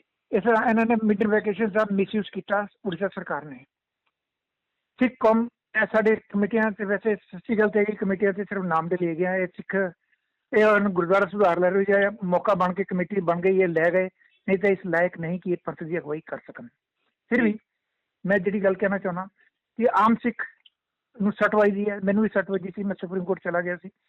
ਦੂਜੇ ਪਾਸੇ ਸਰ ਹੁਣ ਦੀ ਜਿਹੜੀ ਕਰੰਟ ਸਟੇਟਸ ਹੈ, ਮੈਂ ਅੱਜ ਇੱਕ ਵੀਡੀਓ ਦੇਖੀ ਹੈ ਜਿਹੜੀ ਕੱਲ੍ਹ ਜਾਂ ਪਰਸੋਂ ਦੀ ਪਈ ਹੋਣੀ, ਕਰੰਟ ਹੈਗੀ ਇੱਕਦਮ। ਉਹਦੇ ਵਿੱਚ ਮੰਗੂ ਮਠ ਦਾ ਵੈਸੇ ਐਕਚੁਅਲ ਸਾਈਜ਼ ਕੀ ਰਹਿ ਗਿਆ, ਸਿਰਫ 8x8 ਦਾ ਇੱਕ ਸਿੰਬੋਲਿਕ ਹੈਗਾ, ਇੱਕ ਛੋਟਾ ਜਿਹਾ ਟੈਂਪਲ ਟਾਈਪ ਇੱਕ ਕਮਰਾ ਹੈ, 8x8 ਦਾ ਕਮਰਾ ਹੈ ਸਿਰਫ। ਉਹ ਬਣਿਆ ਹੋਇਆ ਨਾਲ ਇੱਕ ਜਗ੍ਹਾ ਸੀ ਜਿੱਥੇ ਨਿਹੰਗ ਚੜ੍ਹੇ ਸੀ, ਪਹਿਲਾਂ ਉਹਨਾਂ ਨੇ ਪ੍ਰੋਟੈਸਟ ਵਗੈਰਾ ਕੀਤਾ ਸੀ, ਮੰਤਰ ਦਾ ਕੰਮ ਉੱਥੇ ਰਹਿੰਦਾ ਸੀ, ਔਰ ਰਸੋਈ ਵਗੈਰਾ ਉੱਥੇ ਸੀਗੀ ਪੁਰਾਣੀ। ਉਸ ਪੋਰਸ਼ਨ ਨੂੰ ਵੀ 1/3 ਜਾਂ ਹਾਫ ਅੱਜ ਤੋੜ ਦਿੱਤਾ ਗਿਆ। ਮੈਂ ਜਿਹੜੀ ਵੀਡੀਓ ਦੇਖ ਰਿਹਾ ਸੀ, ਮੈਂ ਕਿਉਂਕਿ ਆਪਣੀ ਅੱਖੀ ਨਹੀਂ ਦੇਖਿਆ, ਅੱਜ ਮੈਂ ਕਹਿ ਨਹੀਂ ਸਕਦਾ ਕਿੰਨਾ ਪੋਰਸ਼ਨ ਤੋੜਿਆ ਗਿਆ, ਪਰ 1/3 ਮਿਨੀਮਮ ਔਰ ਹਾਫ ਤਕਰੀਬਨ ਉਹਨਾਂ ਨੇ ਉਹ ਪੋਰਸ਼ਨ ਵੀ ਤੋੜ ਦਿੱਤਾ। ਯਾਨੀ ਕਿ ਸਾਡੇ ਕੋਲ 700-800 ਫੁੱਟ ਜਗ੍ਹਾ ਹੋਣੀ ਸੀ ਜਿਹੜੀ ਬਚੀ ਸੀ, ਉਹਦੇ ਵਿੱਚੋਂ ਦੀ ਵੀ ਅੱਧੀ ਜਗ੍ਹਾ ਇਹ ਫੇਰ ਲੈ ਗਏ। ਮੇਰੇ ਕੋਲ 400-500 ਜਗ੍ਹਾ ਫੁੱਟ ਦੀ ਜਗ੍ਹਾ ਹੁਣ ਸਾਡੇ ਕੋਲ ਰਹਿ ਗਈ ਹੋਣੀ ਸਿੰਬੋਲਿਕ ਗੁਰੂ ਨਾਨਕ ਦੇਵ ਜੀ ਆਏ ਸੀ। ਪਰ ਮੈਂ ਤੁਹਾਨੂੰ ਇੱਕ ਗੱਲ ਇਹਦੇ ਨਾਲ ਹੋਰ ਦੱਸਣਾ ਚਾਹੁੰਦਾ ਤੁਹਾਡੇ ਚੈਨਲ ਦੇ ਥਰੂ ਸਿੱਖ ਸੰਗਤ ਨੂੰ ਕਿ ਮੈਂ ਇਸੇ ਹਫਤੇ ਵਿਦਿਨ 1 ਵੀਕ, ਵਿਦਿਨ ਕਹਿੰਦੇ 4-5 ਦਿਨ ਪਹਿਲਾਂ ਹੋਣਾ, ਵਿਦਿਨ 1 ਵੀਕ ਮੈਂ national minority commission of India ਨੂੰ, ਜਿਨ੍ਹਾਂ ਦੇ ਚੇਅਰਪਰਸਨ ਸਰਦਾਰ ਇਕਬਾਲ ਸਿੰਘ ਲਾਲਪੁਰਾ ਜੀ ਹੈਗੇ ਨੇ, ਮੈਂ ਉਹਨਾਂ ਨੂੰ ਇੱਕ ਐਪਲੀਕੇਸ਼ਨ ਦੇ ਕੇ ਆਇਆ ਸੀ ਜਿਹਦੀ ਮੈਂ ਕੰਪਲੇਂਟ ਫਾਈਲ ਕੀਤੀ ਹੈ ਕਿ ਉਰਜ਼ਾਪੁਰੀ ਦੇ ਵਿੱਚ ਗੁਰੂ ਨਾਨਕ ਦੇਵ ਜੀ ਮੰਗੂ ਮਠ ਦੀ ਕੁੱਲ ਜ਼ਮੀਨ ਜਿਹੜੀ ਸੀ ਉਹ ਸਾਡੇ ਕੋਲ 65,000 ਸਕੁਆਇਰ ਫੀਟ ਸੀਗੀ। 64469 531 ਫੁੱਟ ਘੱਟ 65,000, ਜਿਹਦੇ ਵਿੱਚ ਸਾਡੇ ਕੋਲ 700-800 ਫੀਟ ਜਗ੍ਹਾ ਬਚੀ, ਉਹ ਵੀ ਘੱਟ ਕੇ ਅੱਜ ਸਾਡੀ ਇੰਨੀ ਰਹਿ ਗਈ। ਇਹਨਾਂ ਨੇ ਇਹ ਕਿਹਾ ਸੀ ਅਸੀਂ ਤੇ ਡਿਵੈਲਪਮੈਂਟ ਪ੍ਰੋਜੈਕਟ ਬਣਾ ਰਹੇ ਹਾਂ ਪੈਰੀਫਰੀ ਦਾ, ਜਿਹਦੇ ਕਰਕੇ ਕੀ ਹੈ ਸਾਰੀ ਕੰਸਟਰਕਸ਼ਨ 75 ਮੀਟਰ ਤੱਕ ਮੰਦਿਰ ਤੋਂ 75 ਮੀਟਰ ਤੱਕ ਕੋਈ ਕੰਸਟਰਕਸ਼ਨ ਨਹੀਂ ਹੋਏਗੀ। ਅੱਜ ਉਸੇ 75 ਮੀਟਰ ਦੇ ਅੰਦਰ ਉਹ ਕੰਸਟਰਕਸ਼ਨ ਕਿੱਦਾਂ ਕਰ ਰਹੇ ਨੇ ਜੀ? ਇੱਕ ਤੇ ਚੀਜ਼ ਆਉਂਦੀ ਹੈ ਵਾਇਓਲੇਸ਼ਨ ਹੈਗੀ ਹੈ, ਦੂਜੀ ਚੀਜ਼ ਇਹ ਆਉਂਦੀ ਆ ਕਿ ਮੈਂ ਇਸ ਦੇ ਪੱਕਾ ਨਹੀਂ ਕਹਿ ਸਕਦਾ ਕੀ ਬਣ ਰਿਹਾ, ਕਿਸ ਮੈਂ ਇਨਕੁਆਇਰੀ ਕਰਨ ਦੀ ਕੋਸ਼ਿਸ਼ ਕਰ ਰਿਹਾ। ਮੈਨੂੰ ਇਹ ਪਤਾ ਲੱਗਿਆ ਕਿ ਉੱਥੇ ਕਿਹਾ ਜਾ ਰਿਹਾ ਕਿ ਇੱਥੇ ਸ਼ਾਇਦ ਬਾਥਰੂਮ ਬਣ ਰਹੇ ਨੇ ਜੀ, ਪਬਲਿਕ ਬਾਥਰੂਮ। ਸਵਾਲ ਇਸ ਗੱਲ ਦਾ ਕਿ ਉੱਥੇ ਸਟਾਂਚ ਸਮੈਲ ਆਏਗੀ, ਔਰ ਸਮੈਲ ਉੱਥੇ 8 ਫੀਟ ਦਾ ਕਮਰਾ ਨਹੀਂ ਹੈ ਸਾਰਾ, ਉਹਦੇ ਬਾਅਦ ਇਹਨਾਂ ਨੇ 10 ਫੁੱਟ ਦੀ ਦੂਰ ਤੇ 15 ਫੁੱਟ ਦੀ ਦੂਰ ਤੇ ਬਾਥਰੂਮ ਬਣਾਤੇ, ਤੇ ਉੱਥੇ ਕੀ ਕਾਹਦਾ ਮੰਦਰ ਗੁਰਦੁਆਰਾ ਰਹਿ ਗਿਆ ਤੇ ਕਾਹਦਾ ਮੰਦਰ ਰਹਿ ਗਿਆ? ਕੀ ਰਿਲੀਜੀਅਸ ਡਿਸਕੋਰਸ ਉੱਥੇ ਹੋ ਸਕਦਾ ਹੈਗਾ? ਇਸ ਕਰਕੇ ਇਸ ਚੀਜ਼ ਦੇ ਉੱਤੇ ਸਾਨੂੰ ਆਪੋਜੀਸ਼ਨ ਲਗਾਉਣੀ, ਆਪੋਜੀਸ਼ਨ ਉਠਾਉਣੀ ਸਿੱਖ ਬੰਦਾ ਸਭ ਤੋਂ ਪਹਿਲਾਂ ਫਰਜ਼ ਹੈ। ਰੰਧਾਵਾ ਸਾਹਿਬ, ਮੈਂ ਤੁਹਾਡੇ ਕੋਲ ਗੁਰਦੁਆਰਾ ਮੰਗੂ ਮੱਠ ਦੇ ਸੰਬੰਧ ਵਿੱਚ ਸੰਖੇਪ ਦੇ ਵਿੱਚ ਜਾਣਕਾਰੀ ਲੈਣੀ ਚਾਹੁੰਦਾ ਕਿ ਜਿਹੜੀ ਤੁਸੀਂ ਗੁਰਦੁਆਰਾ ਸੰਬੰਧੀ ਹੱਕ ਦੇ ਵਿੱਚ ਜਿਸ ਤਰੀਕੇ ਦੇ ਨਾਲ ਗੁਰਦੁਆਰਾ ਸਾਹਿਬ ਦੇ ਰਾਈਟ ਬਣਦੇ ਆ, ਇਹਦੇ ਵਿੱਚ ਤੁਸੀਂ ਇਕੱਲੇ ਸਟਰਗਲ ਕਰ ਰਹੇ ਹੋ, ਫਾਈਟ ਕਰ ਰਹੇ ਹੋ, ਜਾਂ ਤੁਹਾਡੇ ਨਾਲ ਕੋਈ ਦਿੱਲੀ ਕਮੇਟੀ ਦੇ ਨੁਮਾਇੰਦੇ ਵੀ ਨੇ, ਜਾਂ ਫਿਰ ਸ਼੍ਰੋਮਣੀ ਗੁਰਦੁਆਰਾ ਪ੍ਰਬੰਧਕ ਕਮੇਟੀ ਦੇ ਜਿਹੜੇ ਕਹਿ ਸਕਦੇ ਆ ਕਿ ਮੁੱਖ ਨੁਮਾਇੰਦੇ ਸਮਰਥਨ ਕਰਦੇ ਨਜ਼ਰ ਆਉਂਦੇ ਆ? ਸਰ, ਰੱਬ ਦੀ ਇੰਨੀ ਕਿਰਪਾ ਕਿ ਇਹ ਦੋਨੋਂ ਕਮੇਟੀਆਂ ਮੇਰੇ ਨਾਲ ਖਲੋਤੇ ਨੇ, ਪਰ ਮੇਰਾ ਵਿਰੋਧ ਕਰਨ ਲਈ, ਸਪੋਰਟ ਕਰਨ ਲਈ ਨਹੀਂ। ਮੈਂ ਇਕੱਲਾ ਇਸ ਕੇਸ ਨੂੰ ਲੜ ਰਿਹਾ ਸਰ, ਕੋਈ ਹੋਰ ਕਿਸ ਕੇਸ ਵਿੱਚ ਨਹੀਂ ਹੈ। ਮੈਂ ਚਾਹੁੰਦਾ ਕੋਈ ਸਪਾਂਸਰ ਕਰੇ, ਕੋਈ ਸਿੱਖ ਸੰਸਥਾ ਅੱਗੇ ਆਏ ਸਪਾਂਸਰ ਕਰੇ। ਮੈਂ ਤਾਂ ਇੱਕ ਮੀਡੀਅਮ ਹੈ, ਮੈਂ ਤਾਂ ਇੱਕ ਪੈਟੀਸ਼ਨਰ ਸੀਗਾ, ਮੈਂ ਕੋਰਟ ਜਾ ਕੇ ਹਾਜ਼ਰੀ ਲਗਾਦਾ, ਕੋਰਟ ਖੜਾ ਹੈ, ਜਿਸ ਦਿਨ ਡੇਟ ਪਏਗੀ, ਪਰ ਕੇਸ ਲੜਨ ਲਈ ਕੋਈ ਸੰਸਥਾ ਅੱਗੇ ਆਵੇ ਜਿਹੜਾ ਕੇਸ ਲੜੇ ਜੀ। ਮੈਂ ਇਕੱਲੇ ਨੂੰ ਕੇਸ ਨੂੰ ਮੈਂ ਫਾਈਨੈਂਸ਼ੀਅਲ ਰਿਸੋਰਸਿਸ ਦੀ ਉਹ ਮਜਬੂਰੀ ਵਿੱਚ ਮੈਂ ਇਸ ਨੂੰ ਨਹੀਂ ਲੜ ਸਕਦਾ।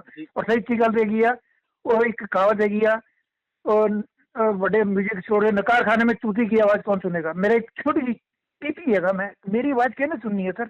जो कोई जथेबंदी मेरी सपोर्ट नहीं दे रही, श्रोमणी कमेटी ने ऐसे कि स्टेटमेंट नहीं दी, जो स्टेटमेंट दे के आज भी नाल लगे नाल नहीं खड़े होना, स्टेटमेंट भी नहीं दी सर। ਰੰਧਾਵਾ ਸਾਹਿਬ, ਉਮੀਦ ਕਰਦੇ ਹਾਂ ਕਿ ਜਿਹੜੀ ਤੁਸੀਂ ਫਾਈਟ ਕਰ ਰਹੇ ਹੋ ਇਹਦੇ ਵਿੱਚ ਜਿਹੜੀਆਂ ਸਿੱਖਾਂ ਦੀਆਂ ਮੁੱਖ ਨੁਮਾਇੰਦਾ ਪਾਰਟੀਆਂ ਨੇ ਉਹ ਵੀ ਯਤਨਸ਼ੀਲ ਹੋਣਗੀਆਂ, ਔਰ ਤੁਹਾਡੇ ਨਾਲ ਮੋਢੇ ਨਾਲ ਮੋਢਾ ਜੋੜ ਕੇ ਜਿਹੜਾ ਇਹ ਉਪਰਾਲਾ ਹੈ, ਜਿਹੜੀ ਇਹ ਫਾਈਟ ਹੈ, ਉਹਦੇ ਨਾਲ ਜਿਹੜਾ ਹੱਕ ਜਿਹੜੇ ਸਿੱਖਾਂ ਦੇ ਰਾਈਟ ਨੇ ਜਾਂ ਗੁਰੂ ਘਰ ਦੀ ਜਿੰਨੀ ਵੀ ਜ਼ਮੀਨ ਜਾਇਦਾਦ ਉਹਦੇ ਹੱਕ ਦੇ ਵਿੱਚ ਫੈਸਲਾ ਕਰਵਾਉਣ ਦੇ ਵਿੱਚ ਕਹਿ ਸਕਦੇ ਹਾਂ ਜ਼ਰੂਰ ਉਦਮ ਕਰ ਸਕਦੀਆਂ ਨੇ। ਧੰਨਵਾਦ ਕਰਦੇ ਹਾਂ ਜੀ। ਸਰ ਜੀ, ਇੱਕ ਜਲਦੀ ਇੱਕ ਮੈਸੇਜ ਹੋਰ ਦੇਣਾ ਮੈਂ ਤੁਹਾਨੂੰ ਸੰਗਤ ਨੂੰ ਤੁਹਾਡੇ ਥਰੂ। ਹੈਲੋ ਜੀ ਸਰ, ਗੱਲ ਇਹ ਹੈਗੀ ਆ ਕਿ ਮੈਂ ਇੱਕ ਡਿਮਾਂਡ ਨਹੀਂ ਕੀਤੀ ਨੈਸ਼ਨਲ ਮਾਈਨੋਰਿਟੀ ਕਮਿਸ਼ਨ ਦੇ ਅੱਗੇ। ਇੱਕ ਤਾਂ ਮੈਂ ਮੰਗੂ ਮੱਠ ਦੀ ਜ਼ਮੀਨ ਮੰਗੀ ਹੈ, ਦੂਜਾ ਹੈਗਾ ਕਿ ਪੰਜਾਬੀ ਮੱਠ ਪੁਰੀ ਦੇ ਵਿੱਚ ਹੈਗਾ ਜਿਸ ਨੂੰ ਬਿਨਾਂ ਵਜ੍ਹਾ ਤੋੜ ਦਿੱਤਾ ਗਿਆ, ਜਿਹੜਾ ਕਿਸੇ ਪ੍ਰੋਜੈਕਟ ਦੇ ਅੰਡਰ ਨਹੀਂ ਸੀ, ਉਸਦੀ ਜ਼ਮੀਨ ਵੀ ਮੈਂ ਮੰਗੀ ਇਹਨਾਂ ਕੋਲੋਂ। ਤੀਸਰਾ, ਗੁਰੂ ਨਾਨਕ ਦੇਵ ਜੀ ਬੇਅੰਤ ਜ਼ਮੀਨ ਹੈਗੀ ਉੜੀਸਾ ਦੇ ਵਿੱਚ, ਵਿਲੇजेस ਦੇ ਨਾਮ ਮੈਂ ਪੂਰੀ ਲਿਸਟ ਬਣਾ ਕੇ ਪੂਰੇ ਰਿਕਾਰਡ, ਰੈਫਰੈਂਸ ਬੁੱਕ ਨੰਬਰ ਸਭ ਕੁਝ ਦੇ ਦਿੱਤਾ ਨੈਸ਼ਨਲ ਮਾਈਨੋਰਿਟੀ ਕਮਿਸ਼ਨ ਨੂੰ ਕਿ ਮੈਨੂੰ ਉਹ ਪੂਰੀ ਰਿਪੋਰਟ ਚਾਹੀਦੀ ਹੈ ਗੁਰੂ ਨਾਨਕ ਦੇਵ ਜੀ ਕਿ ਗੁਰੂ ਨਾਨਕ ਦੇਵ ਜੀ ਨਾਮ 'ਚ ਪੂਰੇ ਵਿਲੇजेस ਹੈਗੇ, ਵਿਲੇਜ ਮਤਲਬ ਹੁਣ ਤਾਂ ਸਰ ਟਾਊਨਸ ਬਣ ਗਏ ਹੋਣੇ 500 ਸਾਲ ਵਿੱਚ ਜੀ, ਕਿ ਉਹ ਵਿਲੇजेस ਹੈਗੇ ਜਾਂ ਵਿਲੇजेस ਦੇ ਵਿੱਚ ਜ਼ਮੀਨ ਹੈਗੀ ਗੁਰੂ ਨਾਨਕ ਦੇ ਨਾਮ, ਜਿਹੜੀ ਜ਼ਮੀਨ ਹੈਗੀ ਸਾਨੂੰ ਉਹਦਾ ਪੂਰਾ ਵੇਰਵਾ ਸਰ ਪੂਰੀ ਸਿੱਖ ਸੰਗਤ ਨੂੰ ਦਿੱਤਾ ਜਾਏ। ਮੈਂ ਇਹ ਮੰਗਿਆ ਹੈਗਾ। ਔਰ ਪਰ ਮਜ਼ੇ ਦੀ ਗੱਲ ਹੈ ਕਿ ਸਰ ਇਸ ਦੇ ਉੱਤੇ ਵੀ ਕੋਈ ਮੇਰੀ ਮਦਦ ਕਰ ਲਈ, ਕੋਈ ਸਪੋਰਟ ਕਰ ਲਈ ਅਜੇ ਤੱਕ ਨਾ ਕਿਸੇ ਨੇ ਨੈਸ਼ਨਲ ਮਾਈਨੋਰਿਟੀ ਕਮਿਸ਼ਨ ਨੂੰ ਕਿਹਾ, ਨਾ ਮੇਰੇ ਨਾਲ ਕੋਈ ਖੜਾ ਹੋਇਆ, ਨਾ ਇਹ ਕਮੇਟੀ ਮੇਰੀ ਸਪੋਰਟ ਕਰਦੀਆਂ। ਮੈਂ ਇਕੱਲਾ ਕੀ ਕਰ ਸਕਦਾ ਜੀ। ਮੈਨੂੰ ਤੁਹਾਡੇ ਥਰੂ ਚੈਨਲ ਥਰੂ ਸਿੱਖ ਸੰਗਤ ਨੂੰ ਮੈਂ ਅਪੀਲ ਕਰਦਾ ਕਿ ਜਿਹੜਾ ਕੋਈ ਸਿੱਖ ਸੰਸਥਾ ਜਾਂ ਤਾਂ ਮੇਰੇ ਅੱਗੇ ਆਵੇ ਜਾਂ ਇਹਨਾਂ ਨੂੰ ਪਰਸ਼ੂ ਕਰੋ ਕਿ ਬਈ ਇਹ ਜਾਗਣ ਨਹੀਂ ਚੋ ਔਰ ਗੁਰੂ ਘਰ ਦੇ ਉੱਤੇ ਆਪਣਾ ਕਬਜ਼ਾ ਬਣਾਈ ਰੱਖਣ, ਨਹੀਂ ਤਾਂ ਨਿਸ਼ਾਨੇ ਮਿਟ ਜਾਣਗੀਆਂ। ਬਿਲਕੁਲ, ਥੈਂਕ ਯੂ। ਥੈਂਕ ਯੂ ਗੱਲਬਾਤ ਕਰਨ ਵਾਸਤੇ। ਵਾਹਿਗੁਰੂ ਜੀ ਕਾ ਖਾਲਸਾ ਤੇ ਵਾਹਿਗੁਰੂ ਜੀ ਕੀ ਫਤਿਹ।